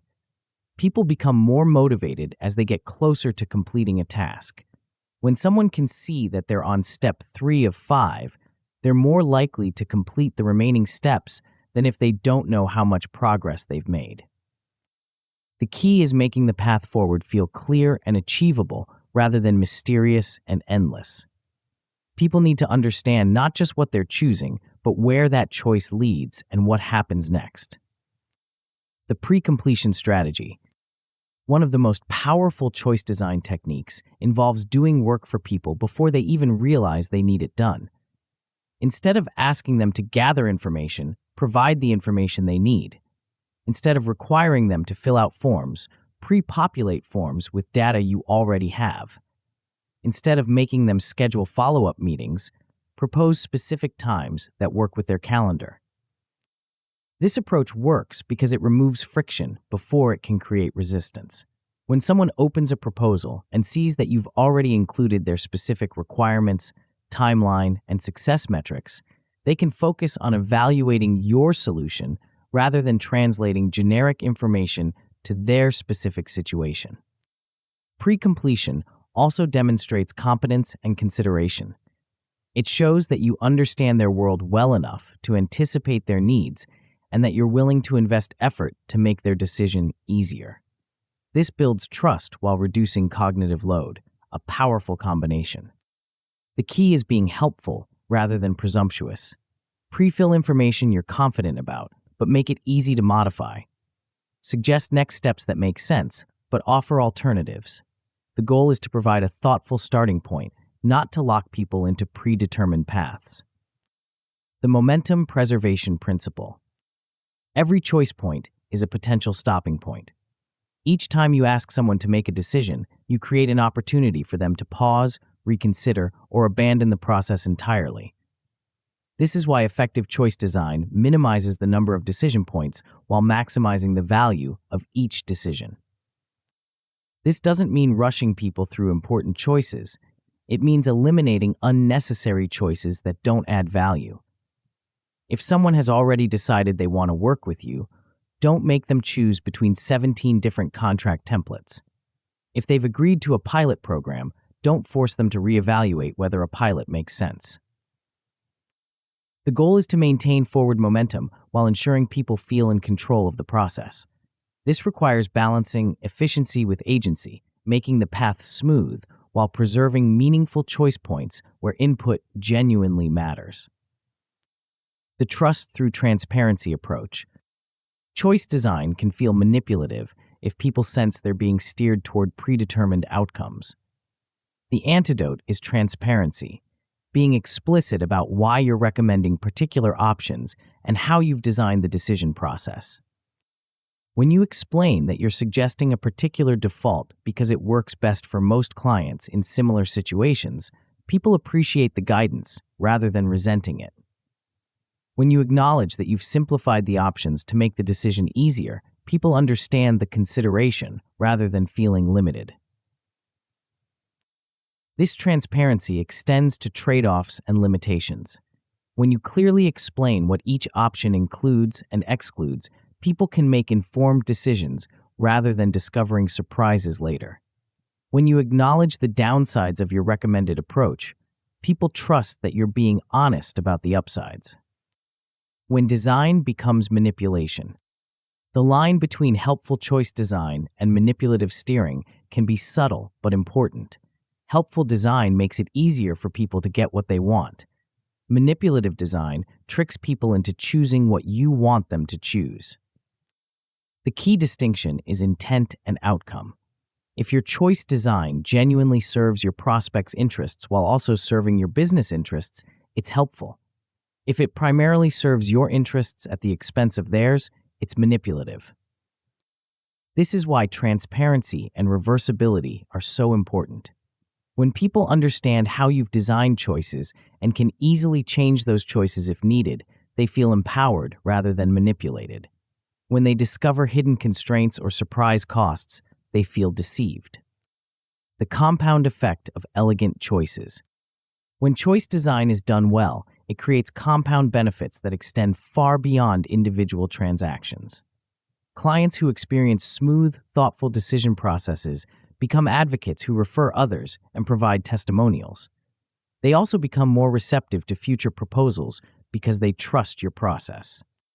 This compound effect occurs because choice design shapes relationships, not just decisions. When someone feels that you've made their life easier rather than harder, they develop positive associations with working with you. When they experience competence and consideration in how you structure choices, they expect the same qualities in how you deliver solutions. The goal isn't just to close the current deal, it's to build a reputation for making business easier rather than harder. In a world where friction is everywhere, the people who consistently reduce friction become invaluable. Your decision architecture. Choice design transforms good intentions into completed actions by removing the invisible barriers that kill momentum. But even the smoothest decision process means nothing if people don't feel connected to you as a person. The next chapter reveals how to compress months of relationship building into minutes of authentic connection. The secret lies in understanding that people don't just buy solutions, they buy the people who deliver those solutions. And there are specific techniques that make strangers feel like trusted advisors almost instantly. Chapter 7, Rapport Speed. The meeting starts in 5 minutes. You've prepared your presentation, rehearsed your key points, and researched their company thoroughly. But as you sit in the lobby watching employees hurry past, a nagging question surfaces. What if they just don't like you? It's the variable you can't control through preparation alone. 2 people with identical qualifications can walk into the same room, present the same solution, and get completely different responses. One leaves with a handshake and a next meeting. The other leaves with polite thanks and radio silence. The difference isn't competence, it's connection. Here's what most professionals miss. Likability isn't a personality trait you're born with or without. It's a skill you can develop, and more importantly, it's a process you can accelerate. The people who consistently win in high-stakes situations understand something crucial. Rapport isn't built over months of relationship development. It can be engineered in minutes through specific learnable techniques. The invisible advantage. Every business decision involves 2 parallel evaluations happening simultaneously. The first is logical. Does this solution make sense? Can this person deliver? Is the price fair? The second is emotional. Do I trust this person? Do they understand me? Do I want to work with them? Most professionals obsess over the logical evaluation while ignoring the emotional one. They perfect their data, polish their presentations, and prepare for every possible objection. But they walk into rooms as strangers and wonder why their brilliant solutions get lukewarm responses. The emotional evaluation happens faster than the logical one. Within seconds of meeting someone, our brains make unconscious judgments about trustworthiness, competence, and likability. These snap judgments then color everything that follows. The same presentation can feel compelling or tedious depending on whether the presenter feels like an ally or an outsider. Oprah Winfrey built a media empire on understanding this dynamic. Her interviews weren't just conversations, they were masterclasses in accelerated rapport building. She had a unique ability to make guests feel seen, understood, and safe within minutes of sitting down. This wasn't natural charisma, it was systematic technique applied with authentic intention. Watch any Oprah interview, and you'll notice specific patterns. She mirrors her guests' energy levels and speaking pace. She labels emotions explicitly. That must have been terrifying, or you sound proud of that decision. She asks questions that demonstrate genuine curiosity rather than just following a script. Most importantly, she creates space for people to share what matters to them rather than forcing them to answer what matters to her. The speed barrier. Traditional relationship building follows a predictable timeline: initial politeness, gradual disclosure, growing trust, eventual partnership. This organic process works well when you have months or years to develop relationships. But in business contexts with compressed timelines and high stakes, you need techniques that accelerate this natural progression. The challenge is that rushed rapport feels fake and manipulative. When someone tries too hard to be your friend too quickly, it triggers suspicion rather than warmth. The key is understanding the difference between accelerated rapport and artificial rapport. Accelerated rapport uses proven psychological principles to speed up natural relationship development. Artificial rapport uses superficial techniques to create the appearance of connection without the substance. The difference lies in authenticity and intention. Accelerated rapport techniques work because they help you express genuine interest and understanding more effectively. They don't create fake emotions, they help real emotions surface faster. They don't manufacture similarity, they help you discover and highlight authentic commonalities. The listening laboratory. Most people think rapport building is about talking, sharing interesting stories, demonstrating expertise, or finding common ground through conversation. But the fastest path to connection runs through listening, not speaking. When people feel truly heard and understood, they develop positive feelings toward the person who provided that experience. This happens because being understood satisfies a fundamental human need. In our daily lives, most people listen just enough to formulate their response. They're waiting for their turn to talk rather than truly absorbing what's being said. When someone breaks this pattern by listening with genuine attention and understanding, it feels remarkable. The most powerful listening technique is mirroring, reflecting back the key words and phrases people use to describe their situation. This isn't parroting everything they say. It's identifying the language that carries emotional weight and incorporating it into your responses. When someone says they're drowning in data, and you later reference helping them surface from all that data, you're speaking their language in a way that feels natural and understanding. Emotion labeling takes this a step further by explicitly acknowledging the feelings behind the words. When someone describes a frustrating situation, saying, "That sounds incredibly frustrating," does more than show you were listening. It validates their emotional experience.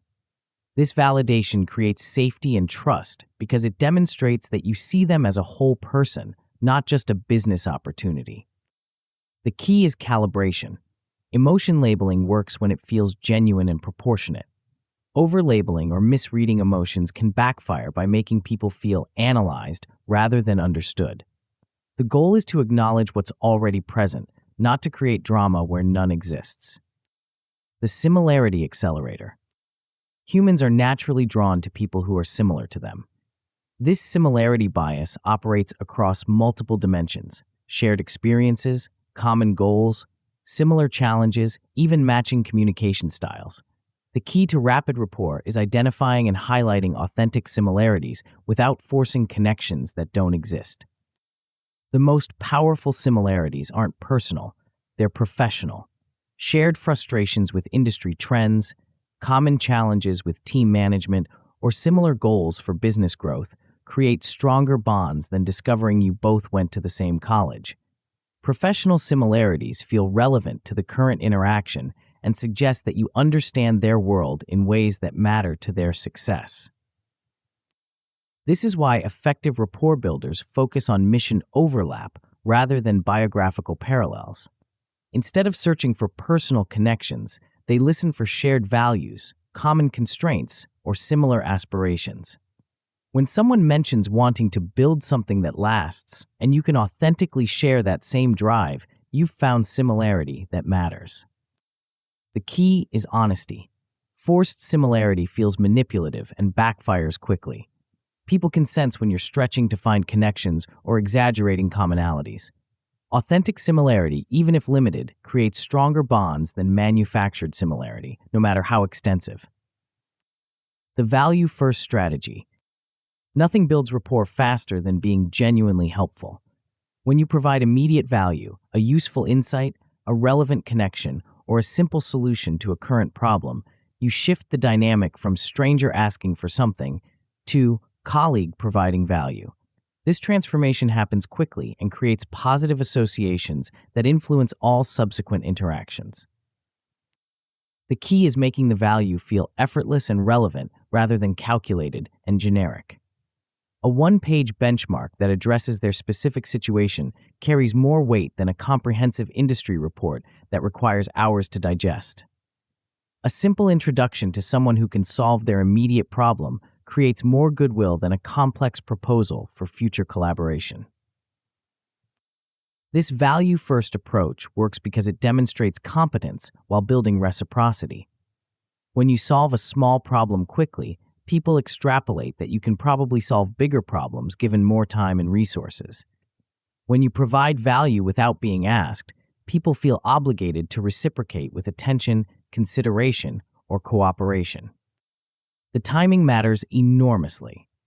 The best moment to provide value is early in the relationship, before you've made any significant asks.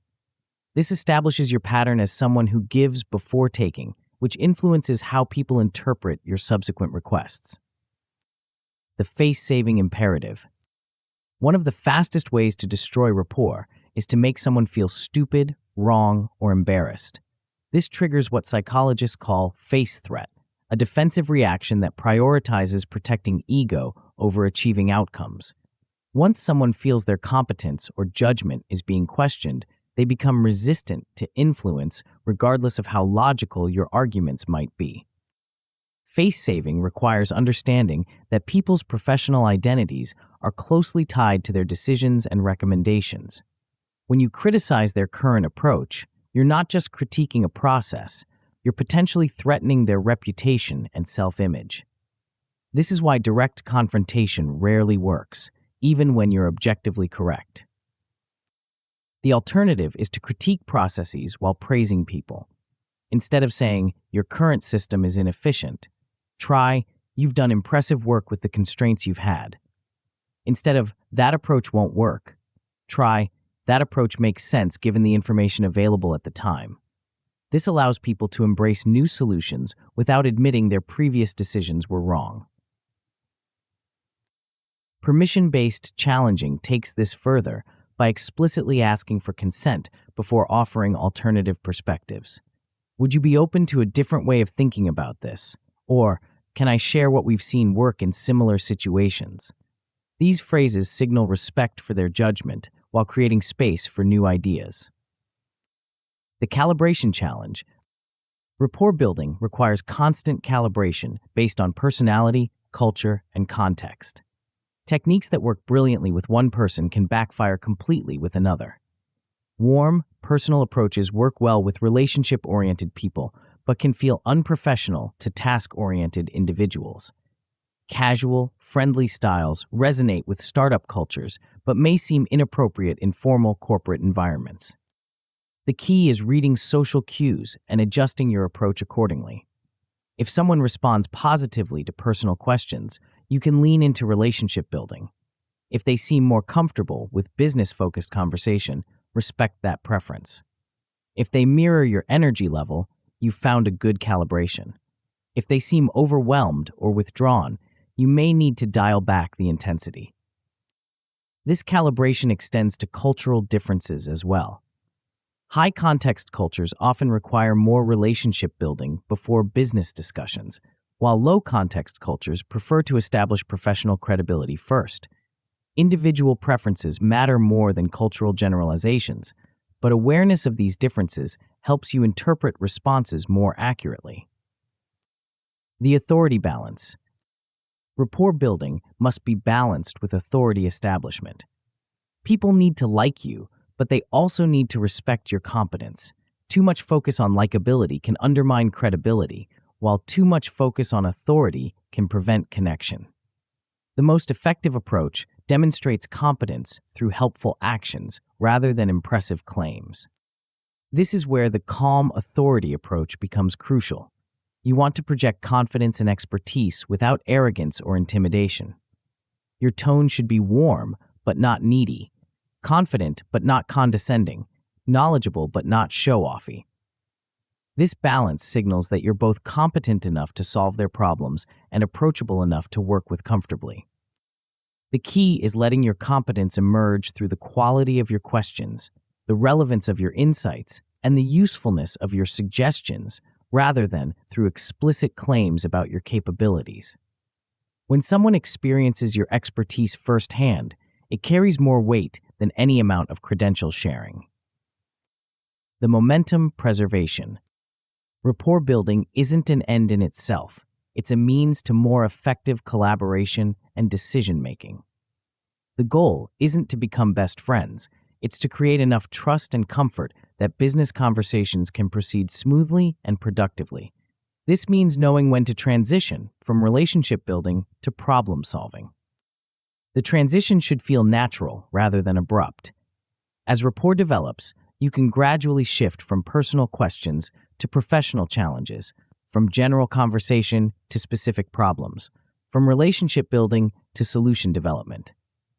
The key is maintaining the warmth and understanding you've established while moving toward productive outcomes. This is where many rapport builders fail. They create great connections, but struggle to convert those connections into business results.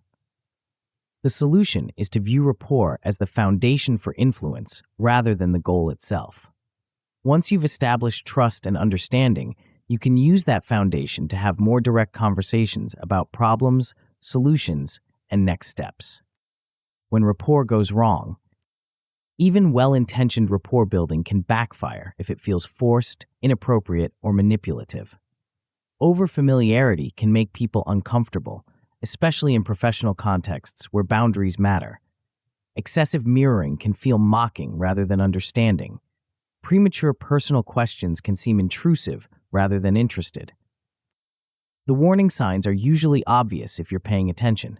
Shorter responses, closed body language, redirecting conversation back to business topics, or explicit statements about preferring to keep things professional. When you notice these signals, the solution is to respect the boundaries being communicated and adjust your approach accordingly.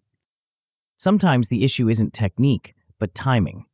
Rapport building that feels natural at the beginning of a relationship can feel manipulative if introduced suddenly after months of purely transactional interactions.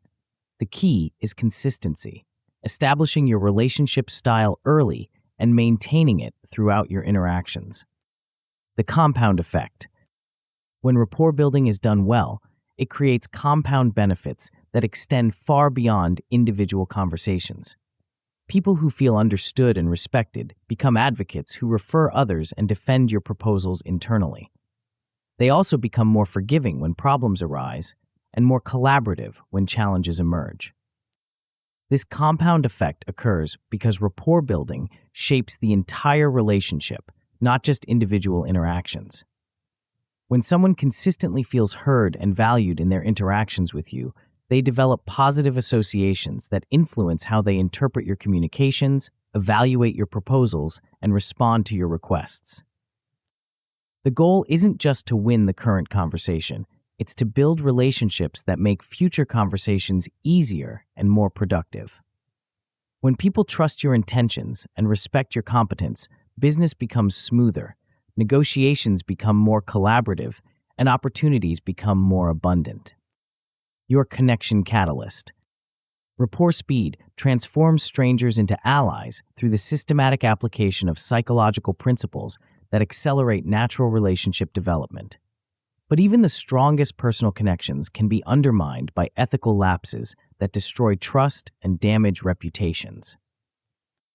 The next chapter reveals how to build guardrails that ensure your influence remains not just effective, but sustainable, because the techniques that win today must also protect your ability to win tomorrow.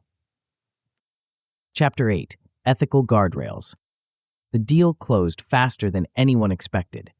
Your influence techniques worked flawlessly.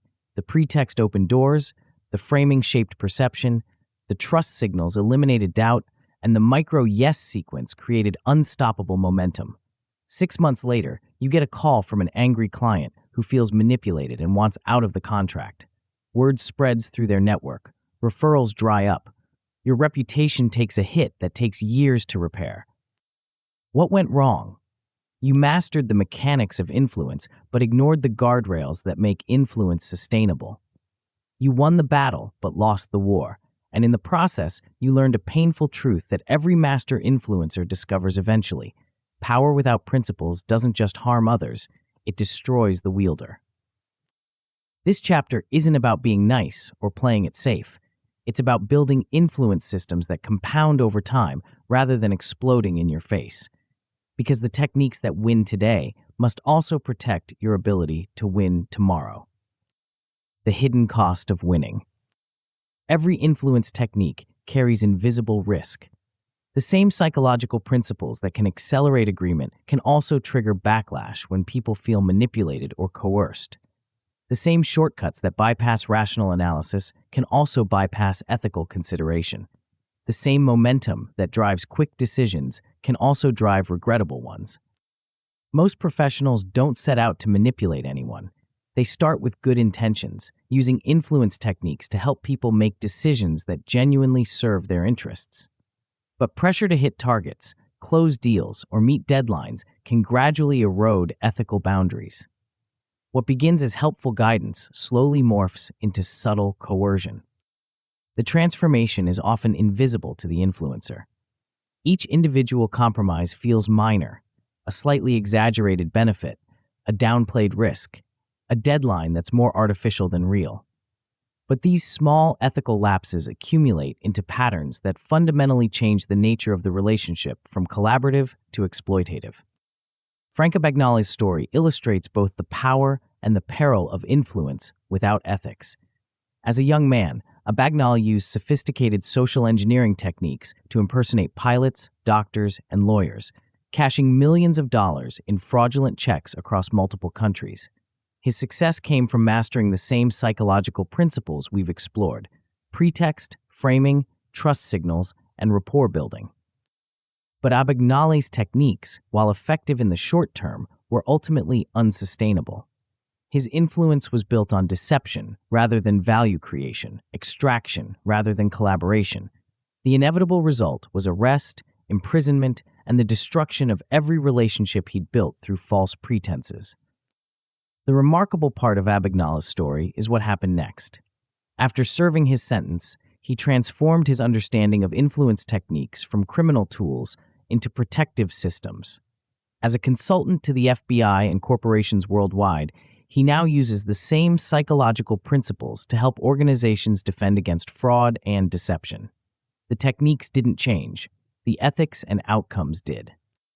The psychology of suspicion. Human beings have evolved sophisticated detection systems for identifying potential threats and deception. These systems operate below conscious awareness, constantly scanning for inconsistencies, ulterior motives, and signs of manipulation. When these alarms trigger, they create psychological reactants, a defensive response that makes people resistant to influence regardless of how logical the proposal might be. The challenge is that these detection systems are calibrated for false alarms rather than misses. It's evolutionarily safer to be suspicious of a trustworthy person than to trust an untrustworthy one. This means that even ethical influence can trigger suspicion if it's not carefully designed to respect people's autonomy and agency. This creates what psychologists call the signal detection problem in influence situations.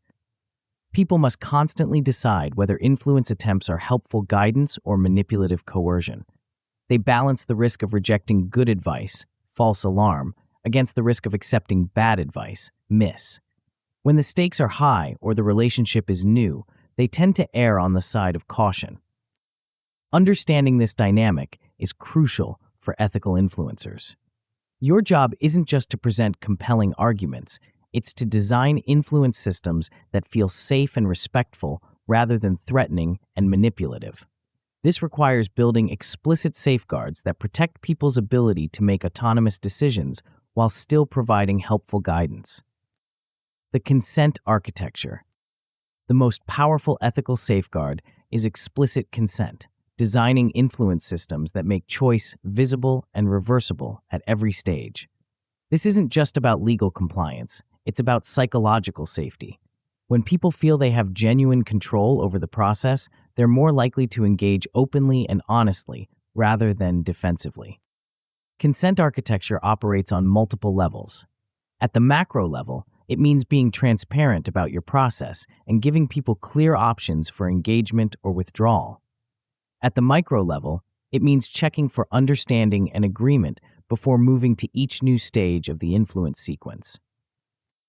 This approach might seem like it would slow down decision-making or create opportunities for people to disengage. In practice, it often accelerates decisions by reducing anxiety and resistance. When people feel they can say no easily, they're more comfortable saying yes. When they understand exactly what they're agreeing to at each step, they're less likely to have buyer's remorse later. The key is making consent feel natural rather than legalistic. Instead of formal agreements at every stage, use conversational check-ins that confirm understanding and comfort level. Does this approach make sense for your situation? Or are you comfortable moving forward with this next step? These simple questions provide consent opportunities without creating bureaucratic friction. The transparency imperative. Ethical influence requires radical transparency about methods, motivations, and trade-offs. This doesn't mean revealing every technique you're using. That would be both impractical and counterproductive. It means being honest about your intentions, clear about your process, and upfront about potential downsides. Transparency works because it builds trust while reducing the cognitive load required to detect deception. When someone is open about their motivations and methods, people can focus on evaluating the merits of the proposal rather than trying to figure out hidden agendas. This actually makes influence more effective, not less. The most powerful form of transparency is acknowledging trade-offs and limitations up front. When you explain what your solution doesn't do well, what situations it's not suited for, or what risks it might create, you demonstrate integrity while building credibility. People appreciate honesty about downsides because it helps them make informed decisions and signals that you're not trying to hide anything. This transparency extends to your influence process as well. When you explain why you're recommending a particular approach or why you've structured choices in a certain way, people feel informed rather than manipulated. I'm suggesting we start with a pilot because it reduces risk for both of us and gives us a chance to prove value before making a larger commitment is more effective than simply presenting a pilot as the obvious choice. The calibration principle. Not all influence situations are created equal. A technique that's appropriate for a low-stakes decision between peers might be completely inappropriate for a high-stakes decision involving power imbalances. Ethical influence requires calibrating the strength and directness of your techniques to match the context and sensitivity of the situation. High-stakes situations require softer approaches with more explicit consent and longer timelines. When someone's career, reputation, or significant resources are on the line, they need time to process information, consult with others, and consider alternatives. Rushing these decisions or applying pressure tactics is not just unethical, it's counterproductive because it triggers defensive responses. Low-stakes situations allow for more direct approaches and faster timelines, but they still require respect for autonomy and clear exit options. Even when the decision is relatively minor, people need to feel they have genuine choice rather than being railroaded into predetermined outcomes. Cultural context also matters enormously. Influence techniques that feel normal and appropriate in one culture can feel aggressive or disrespectful in another. Individual personality differences are equally important. Some people prefer direct, efficient interactions, while others need more relationship building and process transparency. The red line system. Effective ethical guardrails require clear, non-negotiable boundaries that define what you will and won't do in pursuit of influence. These red lines serve as both practical guidance for decision-making and public commitments that create accountability for your behavior. The most important red lines typically involve deception, coercion, and exploitation. No false identities or misleading credentials. No hidden costs or surprise terms. No artificial urgency or manufactured scarcity. No exploitation of vulnerabilities or power imbalances. These boundaries might seem obvious, but they're surprisingly easy to rationalize away under pressure. The key is making these red lines explicit and public rather than keeping them as private guidelines. When you publish your ethical commitments, you create external accountability that makes it harder to compromise under pressure. You also signal to prospects and clients that you take ethics seriously, which can actually become a competitive advantage. These red lines should be specific enough to provide clear guidance, but flexible enough to accommodate different situations. We never use false urgency is more actionable than we always act ethically. We provide clear pricing up front with no hidden fees is more meaningful than we believe in transparency. The feedback loop. Ethical influence requires ongoing calibration based on how people respond to your techniques. This means actively soliciting feedback about your process and being willing to adjust when people express discomfort or concern. It also means paying attention to subtle signals that might indicate someone feels pressured or manipulated. The most direct approach is simply asking people how they're feeling about the process. Is this moving at a comfortable pace for you? Or does anything about this approach feel off to you? These questions give people permission to express concerns they might otherwise keep to themselves. Body language and tone of voice often provide earlier warning signals than verbal feedback.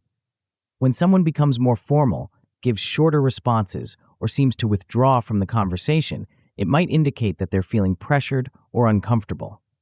The appropriate response is to slow down, check for understanding, and explicitly address any concerns. This feedback loop should extend beyond individual interactions to include systematic review of your influence practices. Regular self-assessment of your techniques, outcomes, and the feedback you receive can help identify patterns that might indicate ethical drift over time. The long-term perspective. Perhaps the most powerful ethical guardrail is maintaining a long-term perspective on relationships and reputation. When you're focused on building sustainable influence over years and decades, rather than just closing the next deal, ethical considerations become strategic imperatives rather than moral luxuries. This long-term perspective changes how you evaluate trade-offs between short-term gains and long-term relationships. A technique that might close a deal faster but damage trust becomes obviously counterproductive when you consider the lifetime value of the relationship and the referral potential of satisfied clients. It also changes how you think about reputation and word-of-mouth marketing. In an interconnected world where information travels quickly, ethical lapses can have consequences far beyond the immediate situation. A reputation for integrity and fair dealing becomes a valuable asset that opens doors and creates opportunities. The most successful long-term influencers understand that their reputation is their most valuable asset, and that ethical behavior is the best way to protect and enhance that reputation over time. They view ethical guardrails not as constraints on their effectiveness, but as investments in their future influence potential. The compound effect of integrity. When ethical guardrails are properly implemented, they create compound benefits that extend far beyond risk mitigation. Clients who feel respected and fairly treated become advocates who refer others and provide testimonials. They also become more receptive to future proposals because they trust your process and intentions. This compound effect occurs because ethical influence builds genuine relationships rather than just completing transactions. When people feel that you've acted in their best interests, even when it wasn't convenient for you, they develop loyalty that transcends specific business arrangements. The reputation for ethical behavior also creates what might be called ethical authority, the perception that you can be trusted to use influence techniques responsibly. This authority actually makes your influence more effective because people are less defensive and more open to your guidance when they trust your intentions. When guardrails become barriers, it's possible to over-engineer ethical safeguards to the point where they become barriers to effective influence rather than protections against unethical influence. Excessive consent requirements can create friction that prevents people from getting help they genuinely need. Overly cautious approaches can fail to provide the clear guidance that people are seeking. The key is finding the right balance between protection and effectiveness. Ethical guardrails should prevent harm without preventing help. They should protect autonomy without creating paralysis. They should ensure fairness without eliminating efficiency. This balance requires judgment and experience rather than rigid rules. The goal is to create systems that feel respectful and empowering rather than bureaucratic and constraining. When ethical safeguards enhance rather than hinder the influence process, you know you found the right calibration. Your ethical foundation. Ethical guardrails transform influence from a short-term tactic into a long-term strategy by ensuring that your techniques remain sustainable and your relationships remain strong. But even the most ethical influence system is only as good as your ability to execute it consistently and systematically.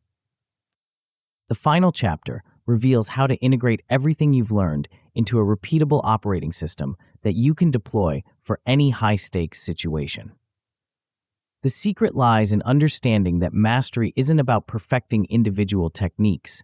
It's about orchestrating them into a seamless whole that feels effortless to execute and inevitable to experience. Chapter 9. Keep winning. You've built the machine. 7 interconnected systems that transform how decisions happen around you. Pretext that opens doors before you knock. Frames that make your proposals feel inevitable. Trust stacks that turn skeptics into advocates. Micro-yes ladders that convert hesitation into momentum. Choice design that makes the right action effortless. Rapport techniques that compress months of relationship building into minutes. Ethical guardrails that protect your reputation while amplifying your results.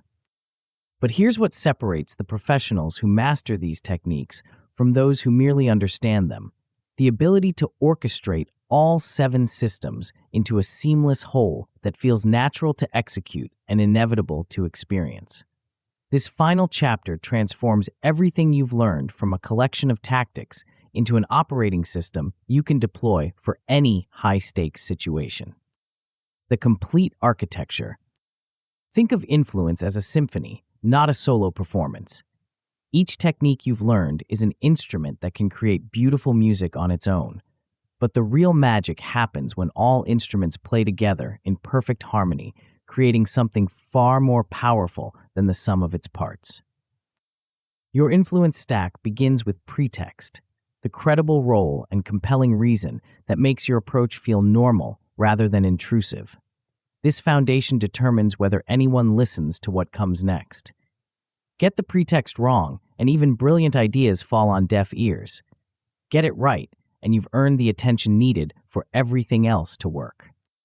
Next comes framing, the invisible architecture that shapes how people interpret information before you present it. While others are perfecting their content, you're engineering the context that makes your content feel obvious. You're not just presenting solutions, you're creating the mental environment where your solutions feel like the natural next step. Trust stacks provide the credibility foundation that transforms interest into confidence. You're not hoping people will believe your claims. You're systematically demonstrating your ability, benevolence, and integrity through multiple channels that satisfy different cognitive preferences. Trust becomes a given rather than a goal. Micro-yes ladders convert that trust into momentum through carefully designed sequences of small agreements. Instead of asking for one big commitment that triggers loss aversion, you're creating a series of tiny commitments that feel effortless individually but create powerful psychological momentum collectively. Choice design ensures that each decision point feels clean and obvious rather than complex and overwhelming. You're not just presenting options. You're architecting the decision process so that the right choice requires less willpower and less time than the wrong choice. Rapport Speed creates the human connection that makes all the other techniques feel collaborative rather than manipulative.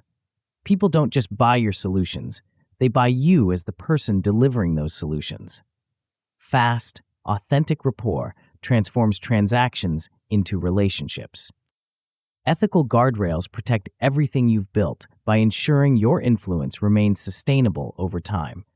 You're not just winning today's decision, you're building the reputation and relationships that make tomorrow's decisions easier.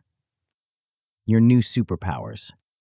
Master this complete system and something remarkable happens to your professional life. You stop pushing and start pulling. Instead of fighting for attention, attention flows to you naturally. Instead of arguing for agreement, agreement emerges organically. Instead of forcing decisions, decisions crystallize around your recommendations. You gain control over context, pace, and clarity in every room you enter.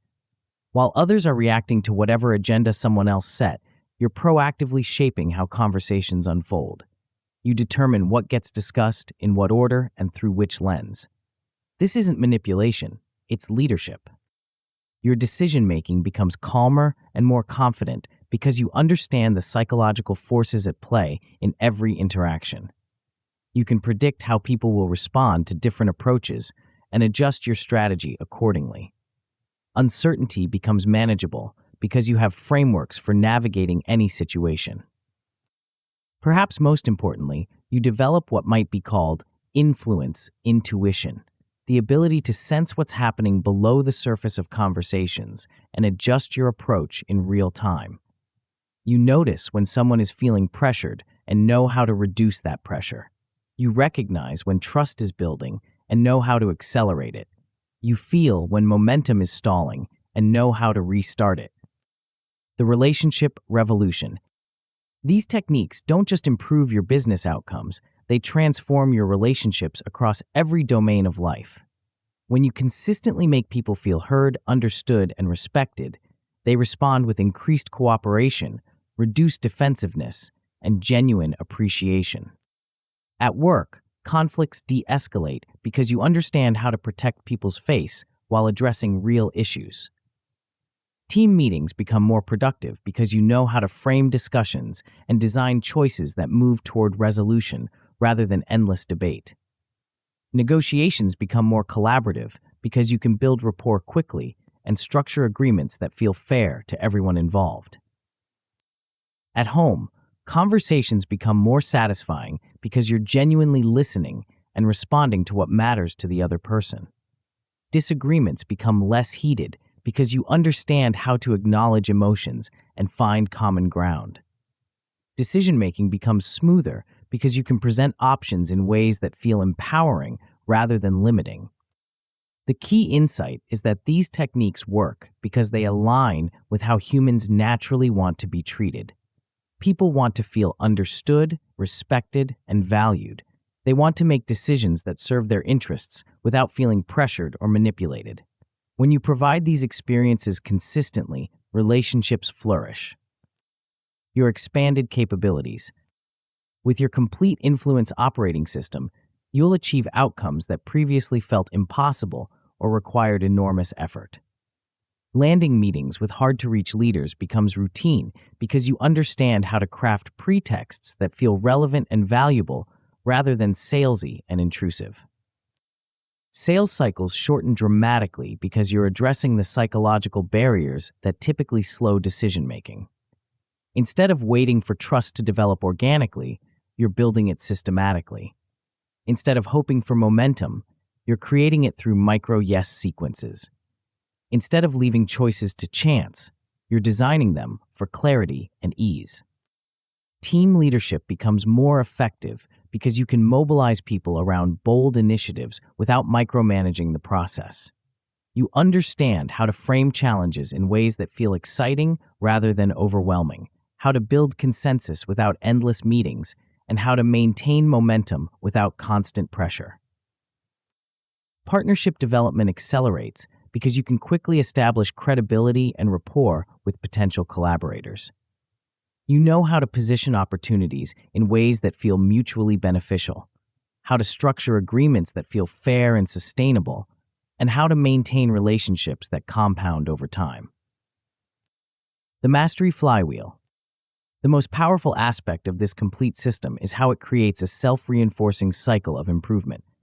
Each successful application builds your confidence and competence. Each positive outcome creates social proof for future interactions. Each satisfied stakeholder becomes a potential referral source and advocate. As you practice these techniques, they become increasingly automatic and natural. What initially requires conscious effort and careful planning eventually becomes intuitive and effortless. The cognitive load of influence decreases while the effectiveness increases, the hallmark of true mastery. This automation happens because repetition builds neural pathways that make complex behaviors feel simple. Your brain learns to recognize patterns and respond appropriately without conscious analysis. Rapport building becomes natural, framing becomes intuitive, choice design becomes automatic. The compound effect extends to your reputation as well. As people consistently experience positive interactions with you, word spreads through their networks. Your reputation begins to precede you, making future influence attempts easier and more effective. Trust becomes a given rather than something you need to build from scratch each time. The Buffett Blueprint. Warren Buffett exemplifies what's possible when influence techniques are applied consistently over decades. His annual letters to Berkshire Hathaway shareholders aren't just financial reports. They're masterclasses in systematic trust building and ethical influence. Buffett's approach demonstrates every principle we've explored. His pretext is clear and consistent. He's the steward of shareholders' capital, reporting on how he's managed their investments. His framing is transparent and educational. He explains not just what happened, but why it happened and what it means for the future. His trust building is systematic and multidimensional. He demonstrates ability through consistent results, benevolence through aligned incentives, and integrity through radical transparency about mistakes and limitations. He uses authority proxying through references to respected mentors and peers. He provides social proof through the endorsements of other successful investors. His choice design is elegant in its simplicity. He doesn't overwhelm shareholders with complex options or detailed analyses. He presents clear recommendations with transparent reasoning, making it easy for people to understand and accept his guidance. Most importantly, his ethical guardrails are non-negotiable and public. He's explicit about his principles, transparent about his process, and consistent in his application of both. This ethical foundation has allowed him to build influence that compounds over decades rather than burning out after short-term gains. The result is influence at scale. Millions of investors who accept his frames, follow his recommendations, and reward his integrity with premium valuations. Buffett doesn't need to convince anyone anymore. His track record of ethical influence does the convincing for him. Your implementation blueprint. Now comes the moment of truth. You have the knowledge, the frameworks, and the techniques. The only question is whether you'll apply them systematically or let them remain interesting concepts that never transform into practical results. Your first step is to create what we'll call your influence stack, a one-page template that organizes all 7 systems for any high-stakes situation. At the top, define your pretext. What role are you playing, and what's your compelling reason for this interaction? Next, outline your frame. What outcome are you priming for, and what anchor will you set? Then, list your trust signals. Which 3 pieces of evidence best demonstrate your ability, benevolence, and integrity for this specific audience? Design your micro-yes ladder. What 4 small agreements will create momentum toward your ultimate goal? Structure your choice architecture. What defaults will you set, and how will you make the right choice feel effortless? Plan your rapport moves. What similarities will you highlight, and what quick wins can you provide?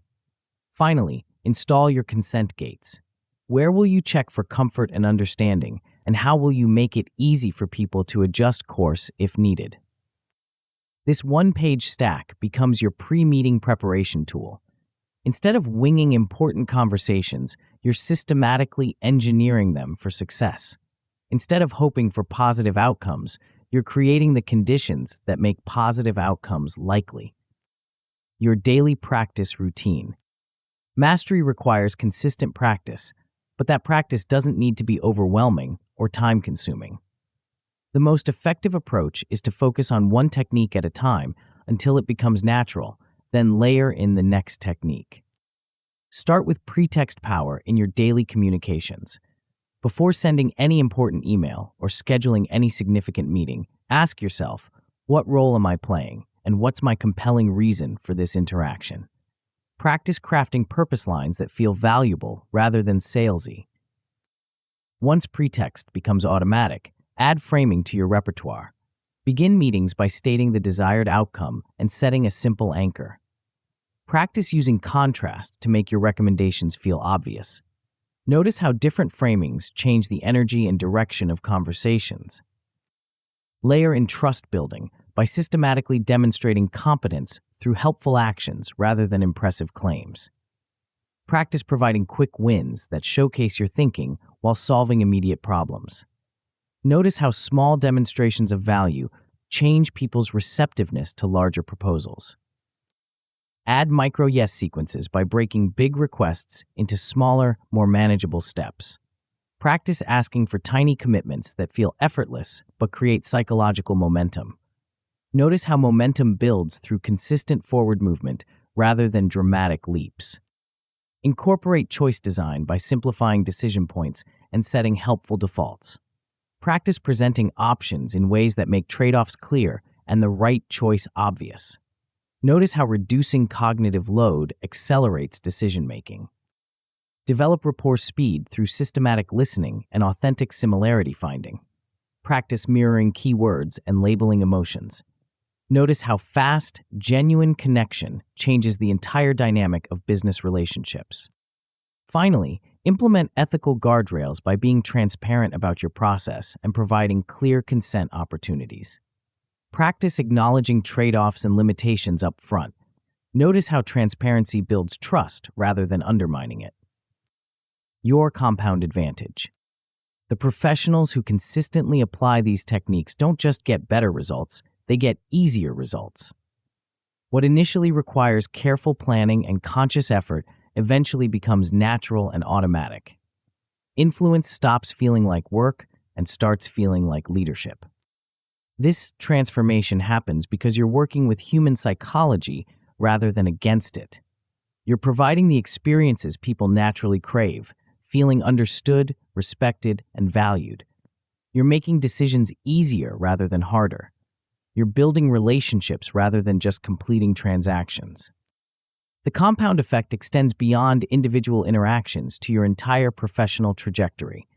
Opportunities begin seeking you out rather than you chasing them. Referrals become a primary source of new business.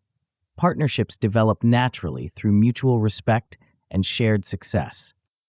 Your reputation becomes your most valuable asset, a magnet that attracts the right people and opportunities while repelling the wrong ones. You become known not just for what you can do, but for how you do it. This reputation opens doors that credentials alone cannot. Your starting point. You don't need to master everything at once. You don't need perfect conditions or ideal opportunities. You just need to start with one technique in one situation today. Look at your calendar for this week. Identify one important conversation, meeting, or proposal where the outcome matters. Apply your influence stack to that single interaction. Craft a compelling pretext. Set a clear frame. Prepare your trust signals. Design your micro-yes sequence. Structure your choices. Plan your rapport moves. Install your consent gates. Then execute your plan and observe what happens. Notice which techniques feel natural and which feel forced. Pay attention to how people respond to different approaches. Document what works and what doesn't. This single application will teach you more than hours of theoretical study. You'll begin to understand how these techniques feel in practice, how they interact with each other, and how they need to be calibrated for your specific style and situation. Most importantly, you'll experience the satisfaction of seeing psychological principles translate into practical results. You'll feel the difference between hoping for positive outcomes and systematically creating them. Your moment of choice. Everything you need is in your hands. The frameworks, the techniques, the implementation plan. The only variable left is your decision to act. You can close this book and return to hoping that good ideas will speak for themselves, that hard work will eventually be rewarded, and that the right opportunities will somehow find you. Or you can accept that influence is a skill like any other, learnable, practicable, and improvable through systematic application. The choice is yours, but the window is now. Every day you delay implementing these techniques is another day of missed opportunities, stalled decisions, and frustrated potential. Every conversation you have without applying these principles is a chance to practice influence or a chance to practice ineffectiveness. The professionals who will dominate the next decade aren't necessarily the smartest or the most talented. They're the ones who understand that technical excellence without influence skills is a recipe for invisible impact. They're the ones who realize that in a world of infinite options and limited attention, the ability to shape decisions is the ultimate competitive advantage. You have the tools, you have the knowledge, you have the opportunity. The only question left is, what will you do with them? Start small, start clean, start today, earn the yes, protect the person, compound the win. You don't need permission to lead, only a plan you'll run. Move.